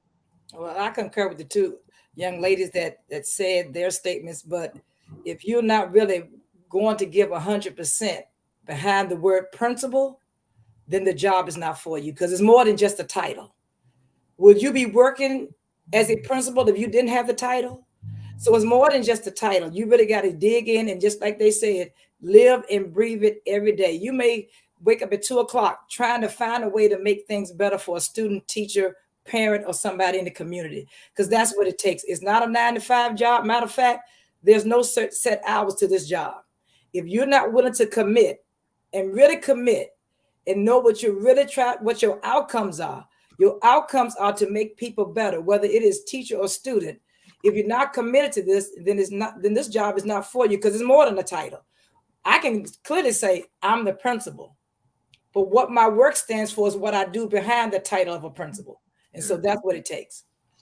Love it, y'all. Let's dive into specifically this avoiding school leadership burnout. I wanted to share something from a book I wrote. Now, this is really not a plug. I'm just letting you know what book, The Aspiring Principal 50. And I put these questions in the book. I wrote this back in, I don't know when I wrote it, 2019 maybe. And I want to share these questions. I don't have them posted on the screen, so you can just rewind the video later if you want to get these questions down. But let me read them to you real quick as it relates to avoiding school leadership. And then I'm gonna go into my question. How often do I engage in self-reflection, self-assessment toward making the proper self-adjustments? Am I leading within my purpose? Am I managing my time, or is my time managing me? Do I ever major in the minors due to minimizing what matters most and maximizing what matters least? Is the difference between leader and boss evident in my leadership? Am I a lone ranger in my leadership, or have I developed a solid, cohesive team? In what ways does my leadership maximize the human capital of my school? In what ways do I empower my staff to do more than their job descriptions require? Do I plan my week, or do I react to my week? What are the activities I engage in away from work in order to maintain balance in my life, my personal life? How often do I reward myself? And finally, do I maintain an exercise regimen? So again, rewind the tape, the video, I should say, and later on and check those, just see what time it is on your computer as far as where I am in the session, or get the Aspiring Principal 50 and you got the whole book, right? So with that said, Danielle, I want to stay with you. Loosely associated with protecting your physical, mental, and emotional well-being is avoiding or preventing school leadership burnout, right? So you all are seasoned principals. Obviously, Alicia's been in this thing for a very long time, but you all are seasoned principals, and you appear to me, which is why I asked you to come on for this topic, to still be excited about the work you do on a regular basis, given that you are human and you are going to get tired, you are going to get frustrated sometimes, but you found a way to maintain your excitement about the work. So given the demands of the work, Danielle, how are you avoiding burnout as a principal? I'm going to go back to the original point, my faith, one, but my family as well. You know, my husband, my parents, my son, you know, they keep me going. They encourage me. I have a kitchen table as well. And that kitchen table are my really close girlfriends And we often will be on the phone. I talk to two of them quite frequently about what may have happened during my day. And neither one of them are in education. By profession, they're both attorneys, but one is in healthcare, the other is in politics. But having conversations with them, and sometimes in this space as a woman and a woman of color, I have come across some things that could really tear you down. And make you feel like, wait a minute, did this really just happen? But having that kitchen table has been also very important for me not to get burnt out, and to also be reflective and see other pieces that I may miss, because it's personal, and it's close to me sometimes, most of the time, in terms of events that may have happened. So really that support system has been key. And then also just in my downtime, I love the beach in the summer. I am, if I could get a day at the beach, it just rejuvenates me. I'll take a pad with me, or I carry around these journals. And I have like every so couple of months, it's a new journal. But I can just chart out and have a chance to reflect. Sometimes I'm reflecting every day in there, and I'm writing out a to-do list of all the things that I need to get done that day, and I'm prioritizing it. And sometimes it is a couple of months ago, and I'm flipping back through the notebook because I want to see, like, wait a minute, I know I have this, and now I'm moving it up to the front. So just figuring out how to prioritize your time and what works best for you. Being 100% transparent, as I am, again, a new mom, the juggle for me has been a lot harder, because I was such a person that was able to stay at work. I didn't have to call my mom and say, hey, mom, could Solomon come over your house today? Or, my husband and I, who's picking up, who's dropping off. So that has added another layer and dimension, but just continuing to lean on my network has been super important for me, to keep my sanity, but also know that I'm not here and I'm not doing this alone. So that kitchen table reminds me, like, wait a minute, you have this. Like, it may feel daunting sometimes, but you have it. And that just becomes an outlet just to talk to them. Yeah. You know what? This is an aside, right? You said the beach. You're not intimidated by this new activity of sharks when you go in the water? Generally speaking, I just walk to the tip of the beach, but I'm laying in the sand and I'm just listening to the water, and that is my calming place. Yeah. Particularly, there's this one beach in the Hamptons that I have found, and people are like, "You crazy? You're gonna drive 2 hours?" And I'm like, "Yes, because it's so peaceful." It's called 2 Mile Hollow Beach. It's in East Hampton, and that has been for many summers where I'm like focused, I zone in, and I'm writing down my game plan. Right. Even in my personal life, I have both here in my office and at home this vision board. Maybe in like 2015, 2016, I had a vision board party with a bunch of my girlfriends. We did all vision boarding at my house, and I did my personal vision board. But that very same weekend, I was like, I need to do one of these for work, right? I need this vision board for work. And in the heart of my vision board that I'm looking right across from right now, it has policy. Over the last year and a half, I've done more on a policy front than I've ever done here in the state of New Jersey, in Trenton. Wow. And I know that is because, again, I wrote the vision and I made it plain. You wrote it. Yeah, I asked you that question about the sharks because I don't get in the water anymore for that reason. They seem to be going a little crazy these days. Well, if you go to 2 Mile Hollow Beach, to the ankle, and then that's it. I ain't going no deep in the water. Yeah, I'm not going deep in the water though. No. they acting kind of funny these days, man. So let me go to Genique. Same question, Genique. Should I reread it, or you good? I'm good. Yeah, go ahead. I think I'm going to reiterate what I said before, which is really just the support system, and it serves in so many ways. But I also just want to really think about this daily, weekly monthly, quarterly idea of pausing, reflecting, resetting, recharging is extremely important. And it was a couple weeks ago, I went back into work, and one of my leaders on my team noticed some changes. So I came in, I had lost sight of not bringing my lunch, right? And so I came in with my lunch bag, and I did it for a few weeks straight. And then she made a comment to me, and she said, "Oh, somebody did some reflecting." And I say that because, again, I don't, even with this topic, I have to be really honest and transparent in that it is a process. Yeah. In leadership. And so I think just taking the time to really pause and reflect and thinking about, what do I need?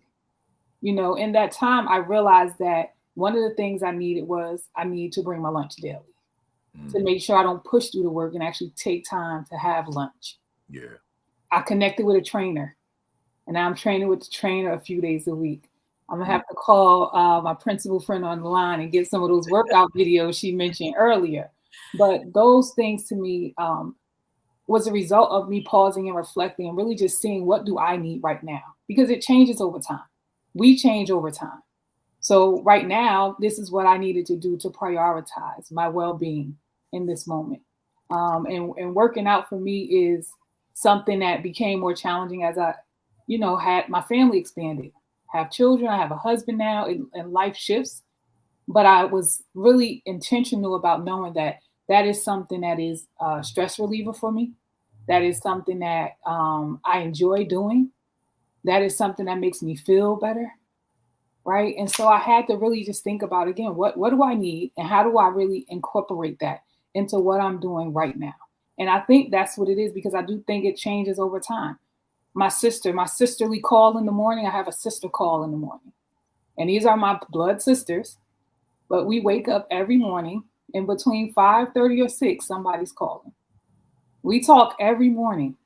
We talk about our day ahead. We talk about our day yesterday. We laugh. That laughter sets me off for a good day. When I'm walking in the door in the morning, my colleagues see me, and they speak to my sisters now, because they know I'm coming in the door on the phone with my sisters, because that is a part of the support system that I'm saying. So sometimes even, having those conversations, lightening your day, setting off the day in a proper way, somebody guiding and focus while I'm giving morning messages, they don't really know they're my morning message. Yeah. Because I'm being inspired, encouraged, and recharged for the work we do. So, and you see my husband saying every morning, she ain't lying. He's usually asleep when I'm preparing to leave for work. But this is what it is. It's finding out what you need in that moment, and not being really restricted by what somebody else is doing, because your ability to avoid burnout may look different from someone else's. What you need to really recharge yourself may be different from someone else's, and that's okay. But what do you need, I think, is just really important. And that's why this is so important, symbolizing your own self-reflection. You know what you need. I like to think that I know what I need, not only in terms of avoiding burnout and physical and emotional and mental well-being, but just in life. I think I'm in touch and in tune with me. And I'm saying to somebody out there, I'm asking, I guess, are you in touch with and in tune with you? Right? Good stuff. Alicia, same thing. What are you doing to avoid school leadership burnout? Because I know you're still excited about what you do. Oh yeah, I'm very excited. I think the network of my colleagues, knowing that I'm not in this job alone, and so to be able to share some of the things that I go through with them, and they share their things that they go through with me, but also to reflect on daily what I've done to make the changes, whether it is to, like she said earlier, just to sit down and have lunch. Sometimes we're so busy moving throughout the day, we don't take the time to sit around and say, hey, we need to fuel our bodies too, because people are dependent on us. But also one of the things that I take pride in is getting my workouts in. I normally work out after work. I take pride in leaving that building at a certain time, because when I first became principal, I would stay 2 and 3 and 4 hours after, dismissal time. But now I take pride and say, hey, you got to leave the building. You know, the work will be here when you get back. And then I go and I work out. But sometimes them impromptu meetings will cause me not to be able to work out. So now I work out in the morning at 6 o'clock in the morning before I go to work. I be very intentional about it because in this job that we're in is very stressful, and stressful can bring on other type of ailments. I want to make sure that when I walk into my building, I'm the best version of myself. So I'll be able to give out everything that I have to give to my students and my staff so my school can move forward. So reflection, exercising, and also eating the right foods. You know, I keep in my conference room, I keep food in there because my students will come and say, Ms. Fields, you have anything to eat? I said, go in there and get something to eat. But sometimes while they're in there getting the snack, I'm getting the snack too. And sometimes it's not the best snack. But yet, taking pride in making sure that I'm eating and fueling my body with the right things. So I'll be able to go in there, be sustainable in the job that I'm in, because it is so stressful that I make sure that I'm taking care of myself in that process. Good stuff. Good stuff, folks. I got a few more questions. My goal is 1 o'clock. Hang in there with me. Hit that share button. Hit that retweet. Hit that repost. Whatever you're watching on, whether it be one of the 2 Facebook channels, the Twitter pages, the Twitter page, the LinkedIn page, or the YouTube channel. Hit that share button and let folks know we are still here, man, sharing some very empowering information. Alicia, I'm going to stay with you on this one. I'm creating a scenario here. Let me take the comment off right quick.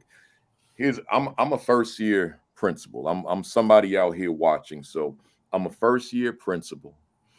I'm watching this panel on this platform, and I heard something that Alicia Fields said. And I reach out to Principal Fields later on, and I let her know, man, I'm tired. I'm exhausted. This is not what I signed up for. I don't think I'm going to stay in this. I'm going back to the classroom because this is too much for me.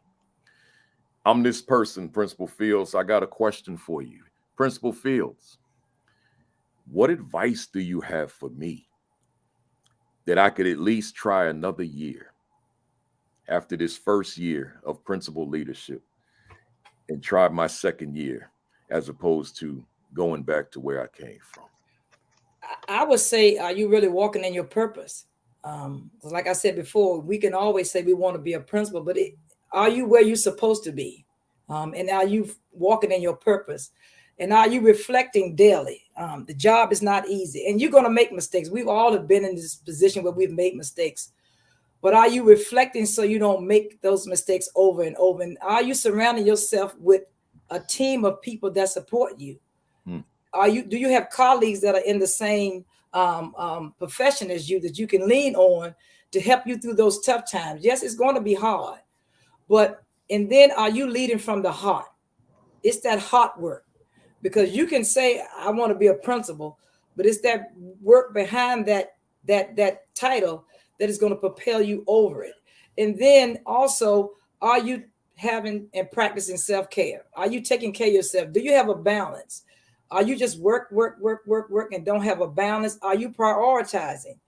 And sitting down, helping that first principal to talk to me, okay, give me one day. What are you doing one day? Tell me what your day is like. And then giving that principal feedback. Don't know your building, but I know leadership. So I can give you pointers on that. Just be able to converse, because that's how I grew into a principal, and from an assistant principal to a principal, talking to people that had already been in the place where I was going to be able to give me the feedback. But just sitting down, having that conversation, understanding your why, living in your purpose, reflection is so key. In order to be the best version of yourself, you got to look back and see what you did. If you did it well, you repeat it. If you didn't do it well, you don't repeat it. And so giving them that advice, that's what I would give a first year principal. That's some powerful advice too, and I'm sure it was received by somebody out there either on with us live or someone who is going to watch later on. Genique, same thing. I'm in my first year. I've just completed my first year. I'm down in the South, so school ended in May, and I'm frustrated. I'm discouraged. But I tuned in this morning, and there was Genique Flournoy Hamilton, and you've inspired me. But what advice do you have for me that I will, in fact, go on and engage in my second year of principal leadership after the year I had and the frustration that I endured? So the first thing I would say is give yourself grace. I'll start there. The principalship is a difficult job. It's a lot. And jumping into leadership, even if you served in a leadership capacity in a different role, jumping into the principalship will definitely challenge you in different ways. So I would start there and just reassure you that you are not alone in that experience. You know, think about the first year teachers you supported. You know, I know with first year teachers, I talked to them from the beginning. Listen, I had a year one teacher support group, because there are certain things we tell our year one teachers, right? And the reality is we tell them that the first year is not going to be your third year. And sometimes some of the best and the greatest teachers after some time had the most difficult first years. And since many of us have started as teachers, I would say to this leader to reflect on your first year of teaching. And was your first year of teaching reflective of where you are now? I love it. So sometimes the journey, we have to go through the journey to get there, and that's okay. I don't want you to think that you have to sum up your year and your career as a principal by your first year. But what I will say is ask yourself this: what are you prepared to do and able to do differently to change how you are feeling right now? So that at the end of your second year of your principalship, the goal would be for you not to be where you are now, not to be feeling what you are feeling now. So again, that requires reflection and intentional changes to ensure that you are in a different space. Reflection to ensure you're in a different space. Danielle, same thing. That first year principal wants to holler at you because she's frustrated. He's frustrated and doesn't want to stay in this. What you got? What would you say to that person? My first question would be, did you have a mentor, and how did you access that mentor? Whether it was formal or informal. You cannot do this work and not have mentorship. Just the same way we expect to have teachers mentored and them to learn from someone who does this work well. Let me say that, right? Because you can have mentorship, but you want to make sure that you have been intentional about seeking out your mentorship. My very first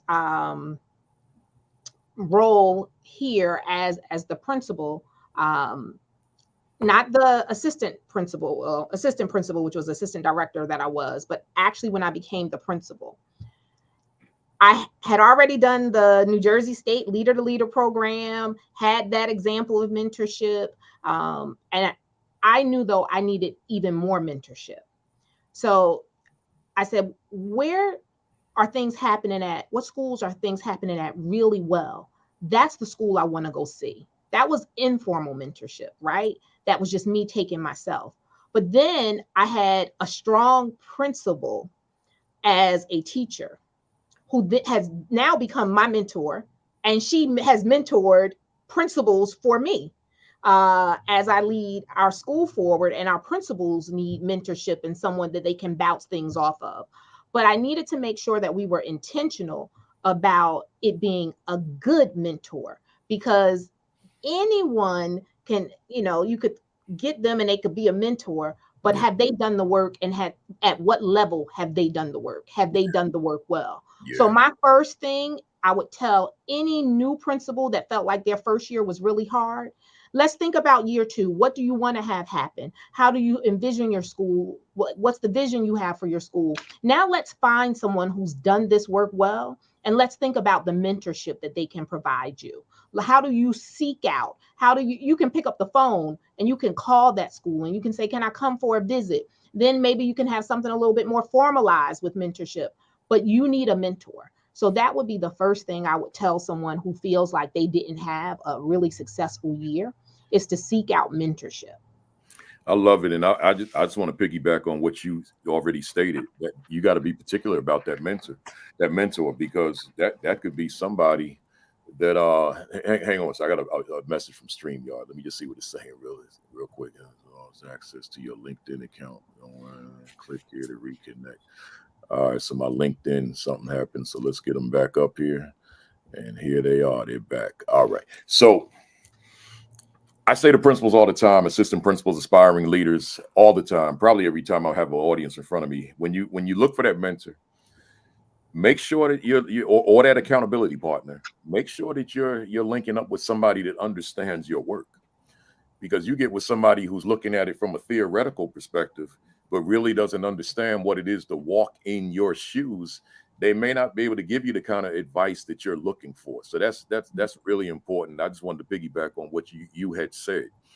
Genique, I want to put a disclaimer to this question, y'all. First, this question I'm going to ask you is not for you to own this, and you'll understand that when you hear it. This question is you're coming at it as from the vantage point as a consultant only, right? It's not for you to own at all, right? I almost didn't ask you, but I wanted to just put that disclaimer.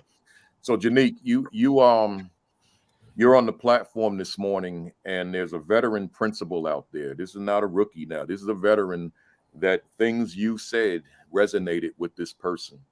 This principal was highly effective. This is a great principal, but the leadership at the top shifted, and they brought in a new superintendent, and the culture of the district shifted, and the demands on the principals, but I'm gonna speak for one, became overwhelming and just stretched in a lot of directions, a lot of paperwork, more than what the principal was accustomed to in the past. And now this principal is frustrated. This principal is discouraged. This principal is burnt out because life is not what I was accustomed to from previous years under the new leadership. Outside of recommending this person look for a position in another district, what advice would you have for this principal to maintain his sanity, her sanity, and to avoid burnout in the position, and to continue to be great at what he or she does under the new circumstances? So I think we're really, again, taking that time to think about what now is largely different that I can impact. So if this is the new superintendent, this is their approach, these are the initiatives, these are the things, I think as leaders, we also have to be really particular about what we prioritize in the work that we do. And even when initiatives come and different things come and different requirements come, we figure out balance. There's always going to be shifts in leadership in places. But there was something that made you highly effective. And it was recognized by someone who saw that you were highly effective and probably also benefited from the outcomes that were being achieved as well. And so we can't lose you as a leader because we need you, and we need you to reconnect to your why in all of this. But then also just pause and don't be afraid to reassess how you approach the work too. There are things and times that change. We all, thankfully survived the pandemic with different things happening. And I think for me, it changed the approach to the work. And I think in some aspects, it's going to change some things permanently. So this new leader, this new superintendent, the new demands are reality, but what is within your control, right? What are the things that you can remove from your plate, that you can deal with differently, that you can delegate? We talked about the support systems that exist, the people who are around you that exist. So it might just be reprioritizing the work. And there may be some things that you have a strong leader who can say, okay, this is the paperwork. We know we have to do this. This is going to be our approach to it. So that he can still, he or she feel effective. But now we have reassessed how to approach the work and how to effectively meet those demands that are being put on, but also still be grounded in the passion that we have to lead the school. And I think most importantly, again, as an effective leader, we need you in education. The students you serve, the scholars you serve need you to be a leader, and you have been effective at it. So the same way, in the same sense, you have looked and assessed and reset things and reconsidered things in order to be an effective leader in the past, I am certain that that can happen again. Yeah, that's great stuff. I couldn't have said it better. That's great stuff. Let me go to Alicia on the same question, and I don't need to repeat it, do I? No. Okay. I think one of the skill sets that we have to have is being adaptable. When new leadership comes in. But I think as a principal, veteran principal or new principal, just know whatever new information is coming from the new superintendent, you don't have to do that work by yourself. You have a leadership team. So what I do when they come in and bring in new ideas, I start formulating. When they start talking about this is the way we're going to be doing it, I start formulating how it's going to fit into my building.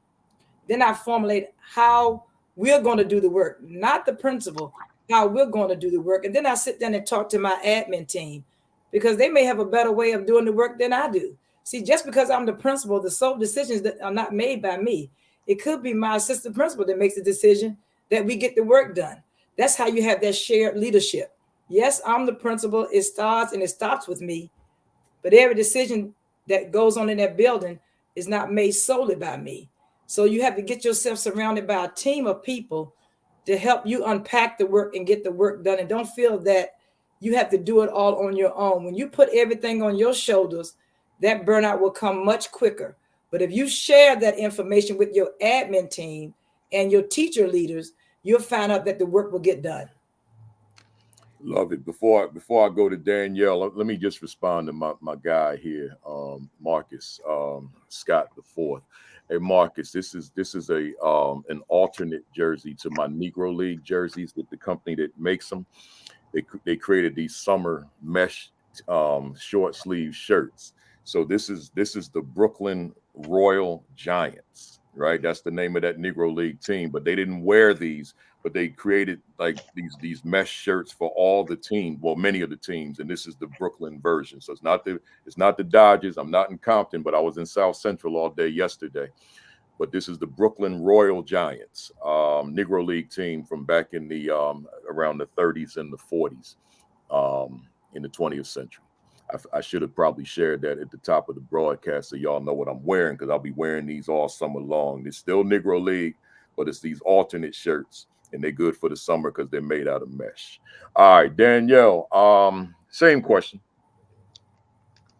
I think the first thing I would ask the principal is to give themselves some time to decompress, right? And just center themselves around what it is that they have done historically that have made them great. What is the new administration asking?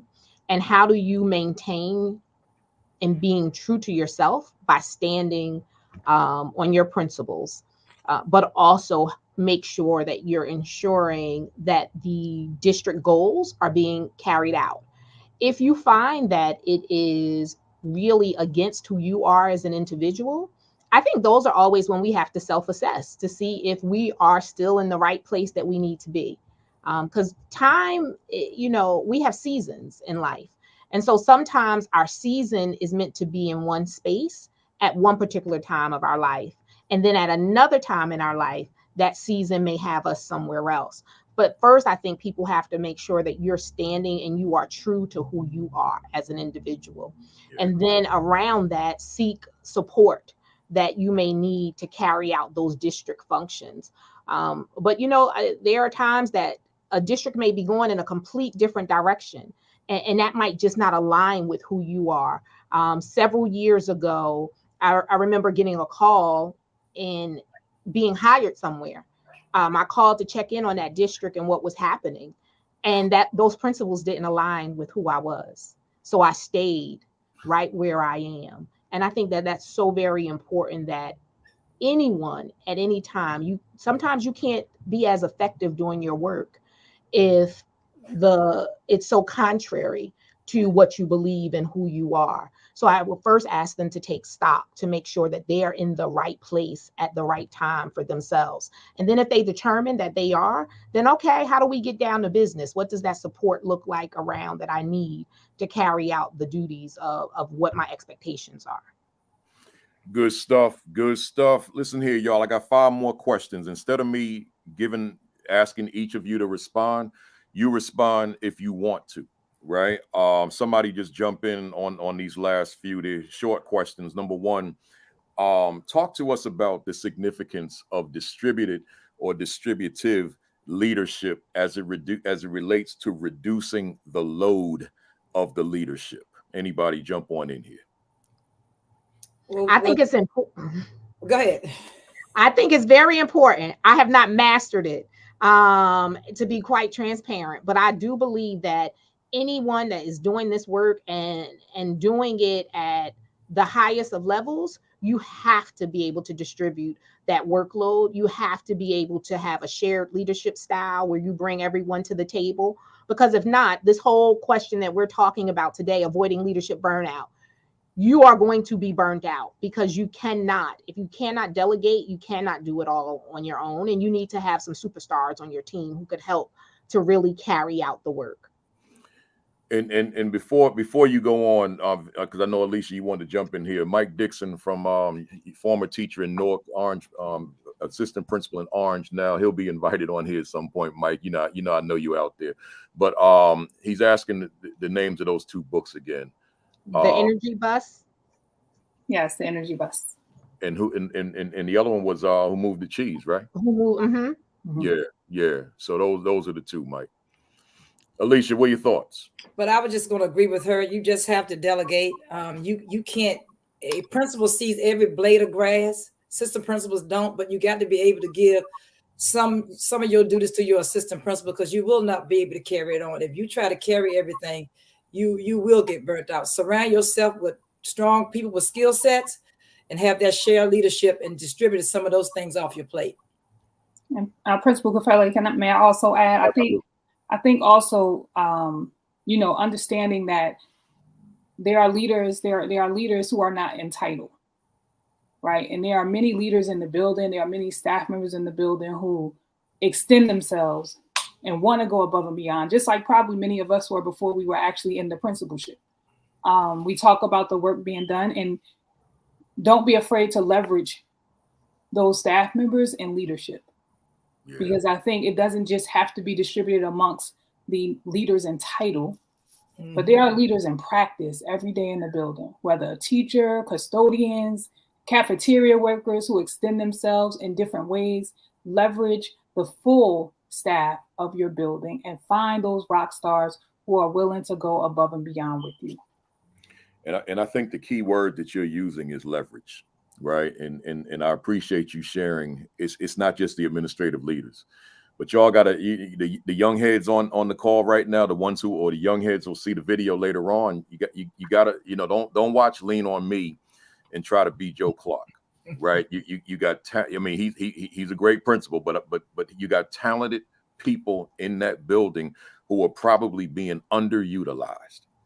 You got to forge relationship with your staff so that they're willing to run through a brick wall for you. And now you've got people on staff who are willing to go that extra mile. But if you don't have relationship with them, then hey, when it's time to go home, I'm going home. And if it ain't in my job description, I'm not doing it. But if I got relationship with you, and I love being a part of this family, and we got this common mission, vision, and purpose, then hey, now you can leverage it and empower me to be able to be that person that you need me to be, so that you're not so overwhelmed with the work because you're trying to do it all. Nah, you got people on there that's so hungry. You got aspiring leaders on that staff. They want that extra work because they want the experience, they want the exposure, they want the opportunity. So you got to distribute a lot of those responsibilities. Let me throw another one at y'all. Whoever wants to jump on in here. I'm wondering from you all, does the why, one's purpose, play any role in minimizing burnout? from your vantage point? Walking in one's purpose. Does it play any role in minimizing burnout? Jump on in here, somebody, anybody. I think it does, because that means that you're in the right place. And when you're in the right place, you're gonna give it 100%. And you're gonna make sure that you cover all avenues. But if you're not walking in your purpose, you may be all over the place. If you're walking in your purpose, you have a balance. You have a connection to the work that you're doing. So you'll make sure that you're putting those things in place to avoid the burnout, and you'll share your skill sets with your other people that are on your team. So I think that walking in your purpose is the real reason why you're doing the work. Because if not, you'll be all over the place. It kind of keeps you centered as the reason why you're doing the job that you're doing. For me, it's an adrenaline that comes with doing what you are called to do. You know, it's a feeling, it's a push, it's an extra drive. So again, when I'm laughing because there's questions that I've been asked a few times. You know, how do you keep going? Like, you like to just have energy, this, and that. And I'm like, the energy comes from the excitement of the work. It comes from the excitement of the work, the intentional reason for what it is that you're doing, and really being driven by that. And, you know, I equate it to those times on the court. I played basketball and I was tired. But when you are going after that win, I don't know where that second win comes from, but it comes and you push even harder, right, to get that victory. And to me, it feels like that. It feels like that adrenaline just rushes and you're just guided by it. It's an exciting feeling. I'm struggling to explain it, but I hope you guys understand me, that it is the drive that motivates you and that keeps you going, even on those days where, like I said, you need that second win. It comes because you're so motivated and excited by the work. Very much understood. When you really do have that drive, it doesn't even feel like work. And you can sit and you're engaged in the work and you're like, man, like sometimes I can't believe that I've been doing this. I've been here for 13 years and I've been doing this work for 20 plus years.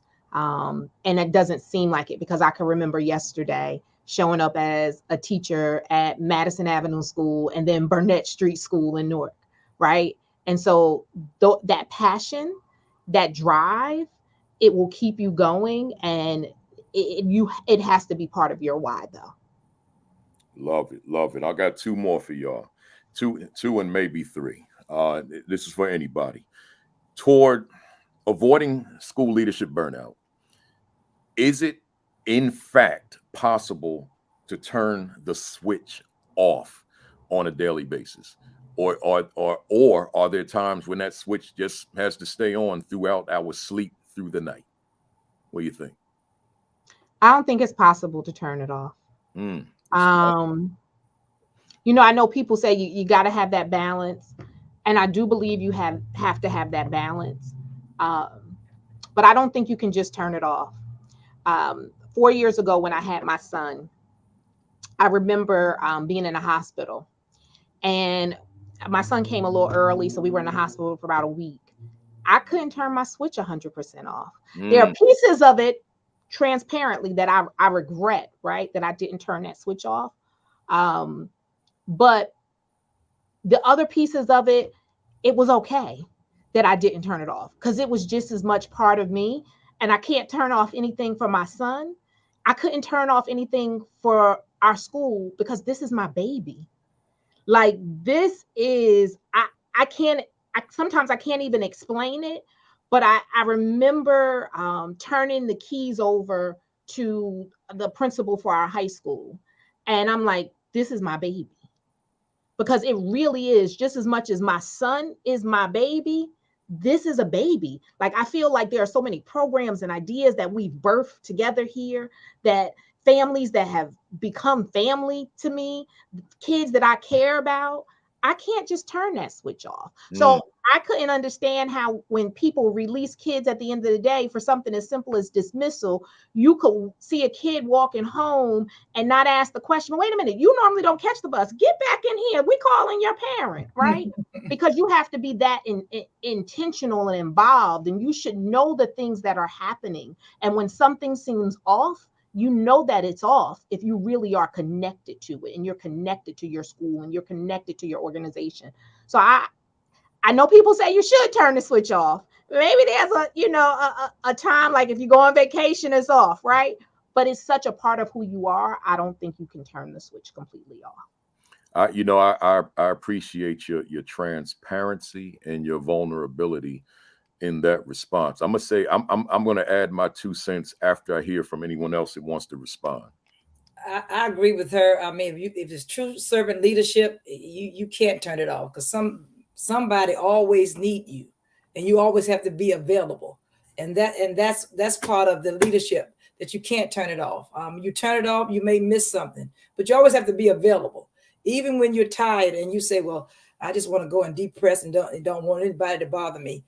I may get a phone call from a parent, a text from a parent that I need to answer a question. So if you're truly committed to leadership, it's no turning off. You constantly going, but you're going to have that passion within that's going to keep you going. And you just have to remember that as a leader. Yeah. Genique, did you want to jump in? Yeah, just I wholeheartedly agree with the difficulty of turning off from this work. And I remember the interview with my superintendent and him saying that, you're a principal, and he always reminds you're a principal 24, like you're always a principal, right? And that's what we love about the work. I also though see the importance of having that time to turn off. I do. I probably realized it most when I had my second child. And there are times when I have to go home and still available, and will be responsive when I need to.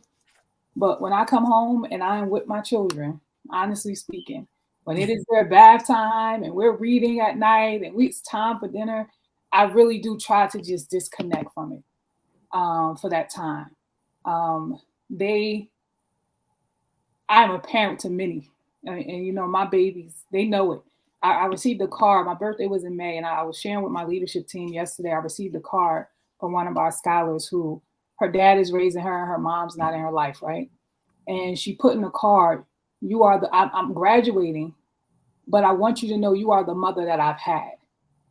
So I'm always accessible and available to them, but I also know the importance of also sharing and giving that undivided attention to those who are in our loved ones and our families and my own children. I think that's extremely important.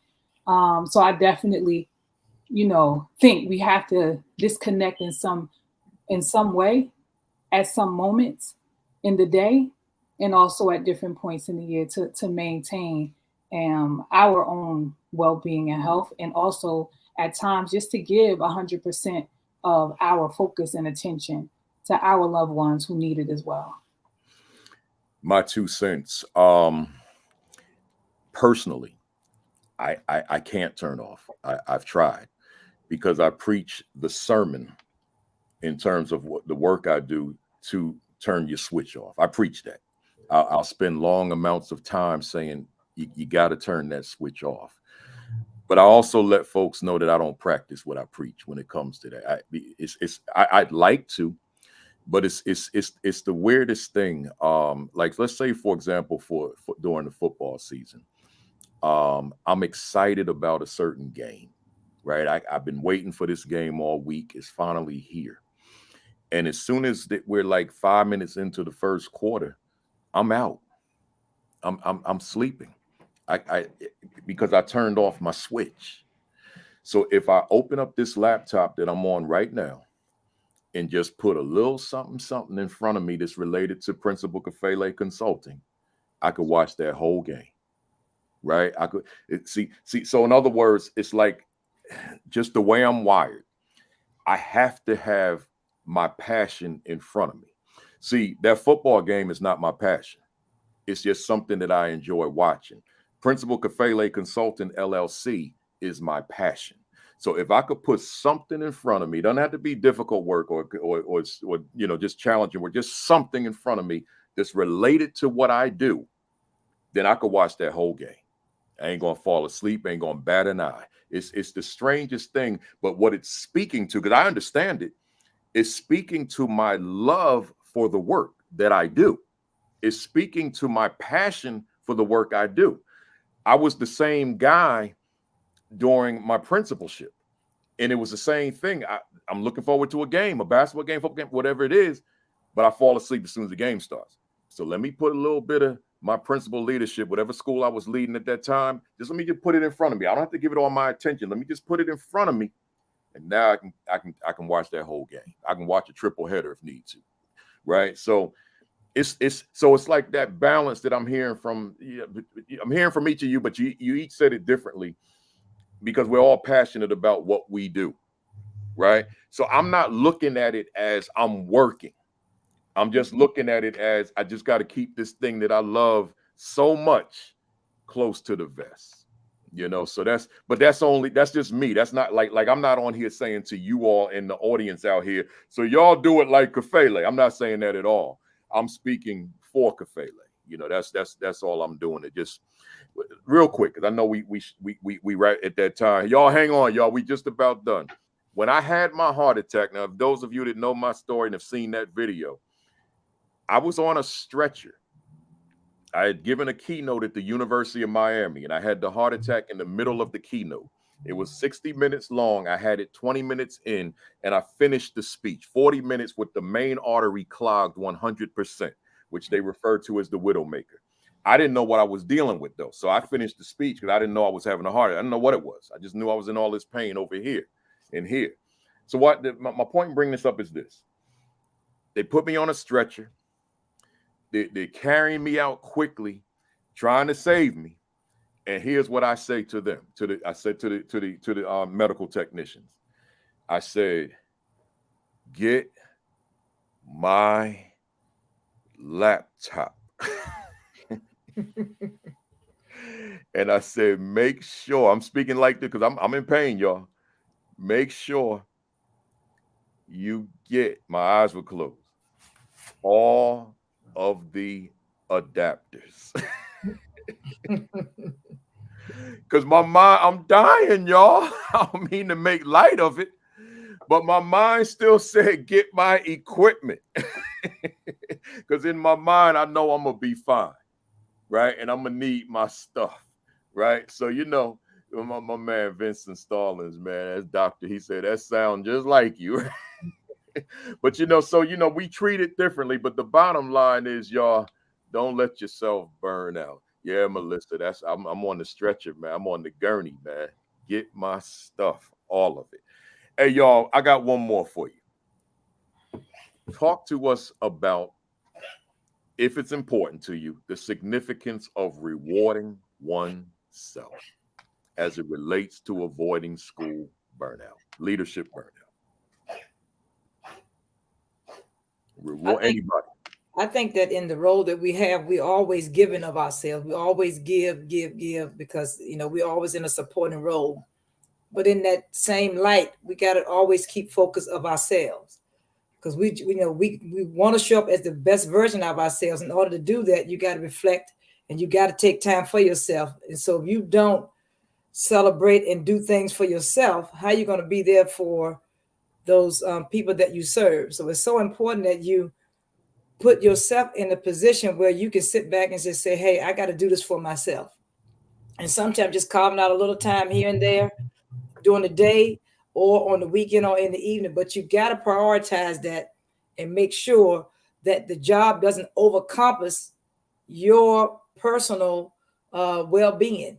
Because if you allow that to happen, then you will get burnt out. You got to have that balance, because we always want to do our job well. We want to do our job effectively, but in that effectiveness, how effective are you if you're not showing up and being able to support the people that you serve? So you got to reflect and kind of just make sure that you are the best version of yourself and not feel guilty about it, and not feel guilty about taking care of yourself. That's right. Celebrate you. Anybody jump on in here. What do you think? I definitely think you have to reward yourself. And think rewards look different for everybody because it's really about what makes you happy, right? Right. Rewarding myself usually sometimes has been a day at the spa.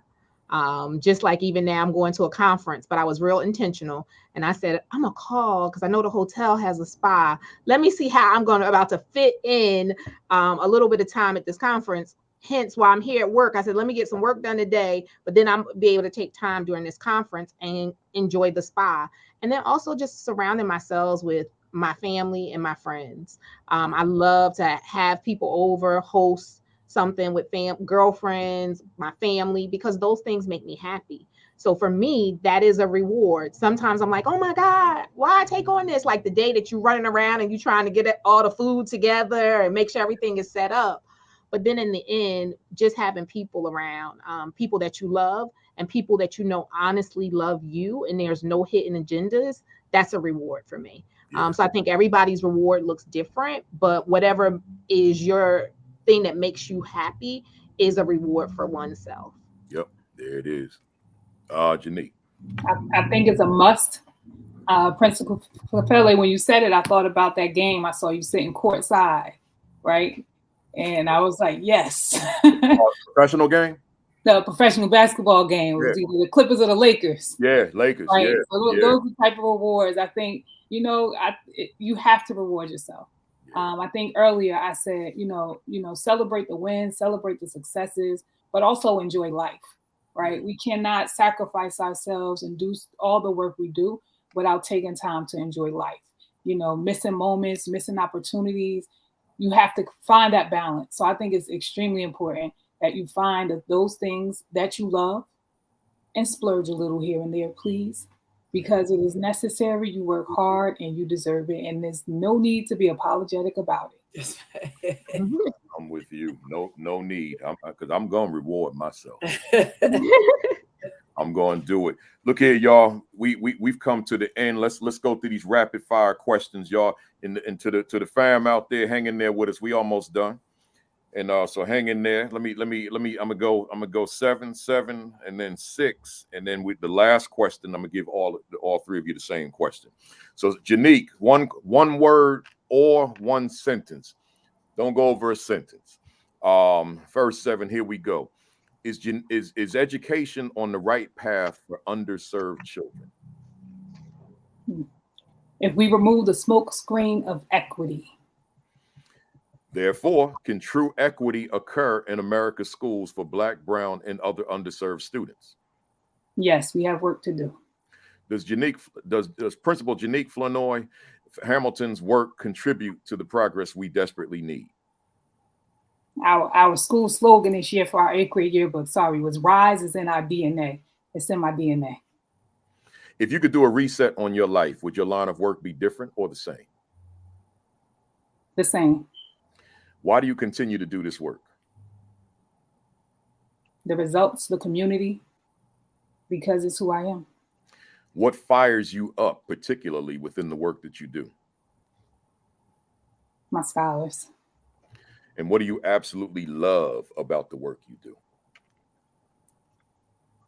Breaking generational curses and changing the trajectory of lives. Danielle, what do you dislike about the work you do? The layers of bureaucracy. Everybody's answer. What has been your greatest victory in this work to date?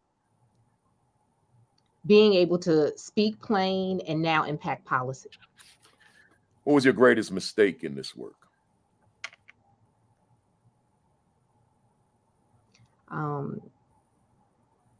I think writing people up as a novice principal without building relationship with them first. What has been your greatest challenge in this work?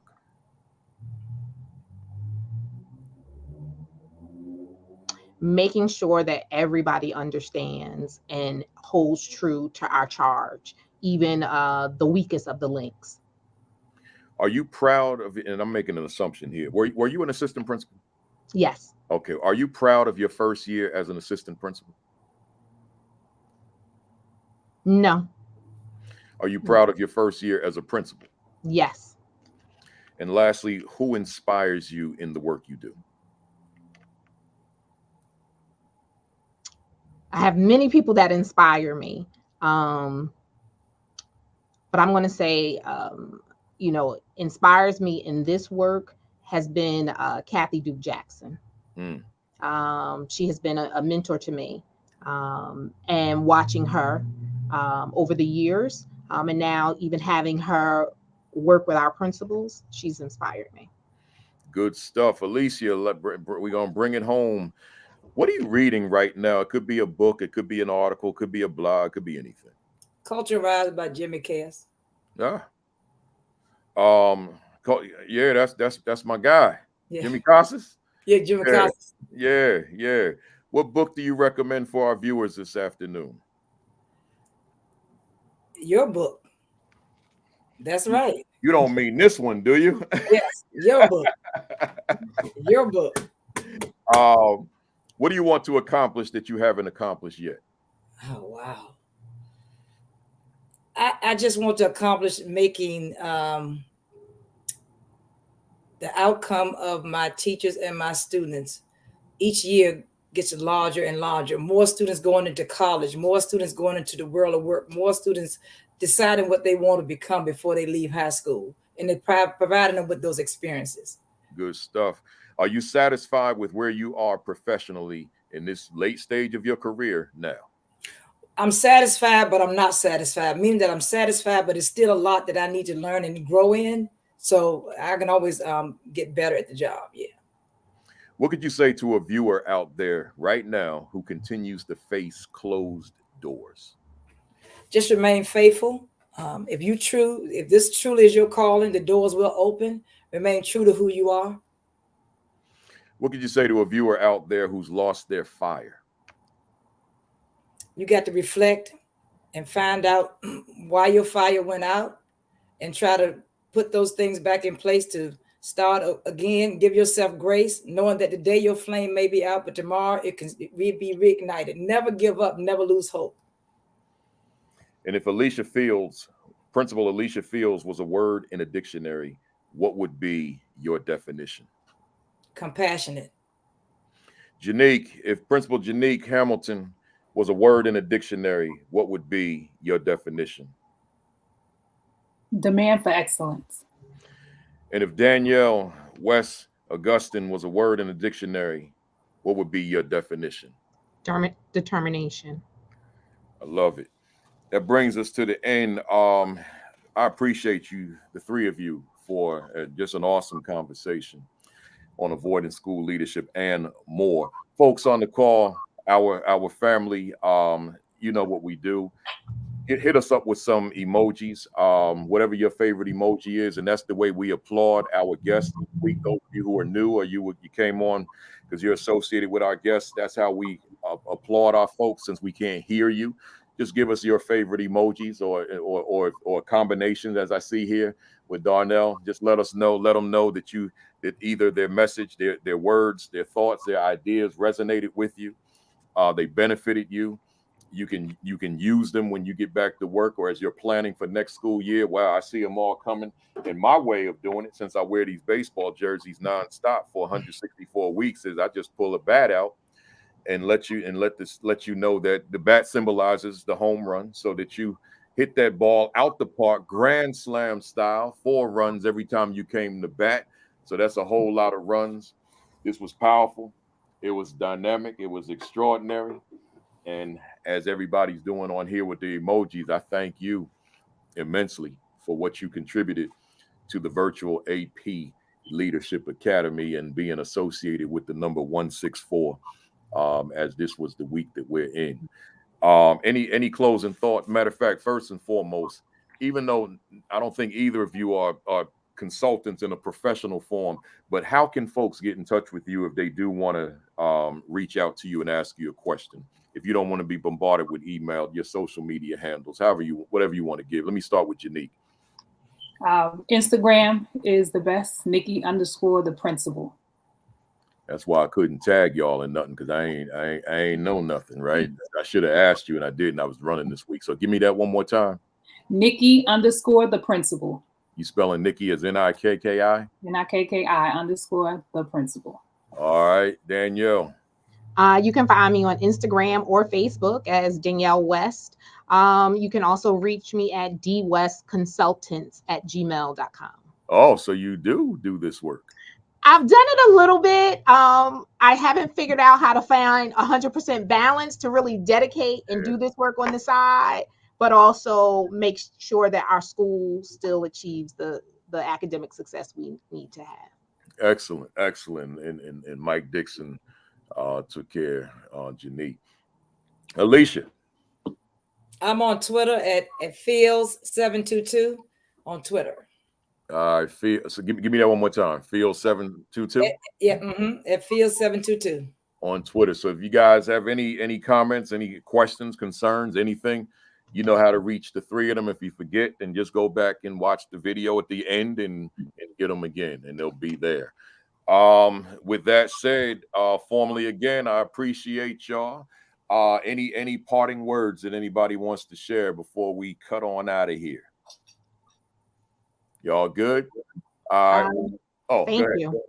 Just thank you, and thank you to your community, because it constantly has fed my soul over the last 164 weeks as well. Yeah, I know you've been logging on, so I appreciate you for that. Thank you. I definitely also extend my thanks, and just want to say to the aspiring leaders and aspiring principals to keep pushing. Eyes have not seen, right? So whatever it is that you are committed here to learning and going after, go after it. We need great educators to continue to change lives. And I would just like to thank you, Principal Kafele, for the platform and just for the invite today. And hopefully we've said something to inspire change or make a leader better, because we are all in this together. And we need to network. In order to get better at the job, we need to network, share ideas, and we can grow together. So I thank you for this platform. I appreciate you. Y'all stick around while I close out so we can holler off camera for a minute. Hey, folks, before you leave, let me just say to the fathers out there, happy Father's Day. That's your day. Enjoy it to the fullest. Tomorrow, happy Juneteenth to folks who celebrate Juneteenth on Monday, right? And if there's a program out there, go on and participate in it. I'm sure there is somewhere in your neighborhood, in your city, in your town, in your vicinity. Join me next week for week number 165. I got 3 first year just completing their first year's principals out of Newark, New Jersey. The East Central school leadership team. I got Dr. Courtney Johnson, Dr. Tiffany Wicks, who's been doctor for about a couple of weeks now, or maybe even less than that. And Erica, I forgot how to pronounce her last name. I think it's Paich, Paich. And then first full year principal, Sean Sawyer. He actually started last year, but it wasn't a full year. So those 4 will be with me. They're all local. We're going to bring y'all some Jersey love next week. So join me next week. We're going to have a great conversation about just what it is to be at the conclusion of a first year of a principalship. I'm sure there's a lot to say there. Join us every Saturday morning on Facebook Live at 10 o'clock a.m. with Sean Hurt, the turnaround principal, 10:30. The 2 doctors, Dr. Sheikah Houston and Dr. Tammy Taylor. And then on Sunday, Josh Tovar and Dean Packard for Unlock the Middle at 7. These are all Eastern Standard Time. And then Tuesdays and Thursdays, the Village Leadership Group with Dr. Roz Gaskins and Coach Williams. Join me in Charlotte again for the School Leadership Institute with Principal Kafele, July 11 and 12. Just go to principalkafele.com, scroll down to the announcements, and click the registration tab and register, and come on and join me for 2 days in Charlotte. We're going to be giving away a book too. I keep forgetting to say that. It's in my notes, but I keep forgetting. But everybody's going to get a book. I don't know which book yet. Some book I wrote. I just haven't decided which one yet, but you get something. Make sure that you get right now, if you haven't gotten it, the Assistant Principal Identity, Protecting Your Leadership Mindset, Fervor, and Authenticity. Y'all been keeping it in that top 100 bestseller on Amazon. In fact, y'all been keeping it in the top 20 for the most part, sometime in the top 10. So it just varies, but get yourself a copy. I got to figure out what's wrong with my camera. And then while you're at it, just grab the Assistant Principal 50 if you don't have it. Most of you have it, but if you don't, get it. And then that's it, y'all. For the YouTube, a lot of people ask me, do you record these? I'm like, man, y'all ain't been with me. Yes, they're on YouTube. All 164 weeks are on YouTube. So you can watch it live on YouTube, as a matter of fact. But they're all on YouTube. So just binge watch them. It'll take you a while. If you feel yourself getting ready to go to Netflix, catch yourself and say, no, I need to catch up on them videos. If you feel yourself getting ready to watch something on TV, listen to something on the radio, something on the podcast, say, wait a minute, but them Principal Kafele videos, Virtual AP Leadership Academy, it's 164 of them. Let me go and watch those. So y'all make sure you check that out. And lastly, your diet, eat right. I've been making some, I don't want to call them mistakes. It's some things I haven't been able to avoid because of my travel. You know what I'm saying? So, but I'm going to make up for it this weekend. And make sure you're getting that exercise in. And that mask, man, and all your COVID precautions. I rock that mask on the plane, y'all. I do. I don't rock it nowhere else. But I rock that mask on that airplane. That thing is narrow, man. And them people, they coughing. And I'm going to tell you something. The art of covering one's mouth, the art of doing this, it's lost with a lot of people. Them people on the airplane, man, they ain't thinking about covering their mouth, some of them, right? They just let it out. Like, hey, they ain't sneezing. Man, I'm like, are you serious? So I keep the mask on. I pull it tight too, man. I don't wear the N95 because I can't breathe with that. But you better best believe you ain't going to be coughing on no plane. And I ain't protecting myself. Oh no. So that's where we are as a society. But hey, y'all, I appreciate you being on with me for 2.5 hours. Join me next week at again 10:55 Eastern time. We're gonna have a new one. I see you then. Other than that, have a great week. Have an extraordinary week. Have your best week yet. Peace. Peace. Thumbs up. Cock that fist back. 1, 2, 3. Bam! I see y'all next Saturday. Stay safe and be well and be productive.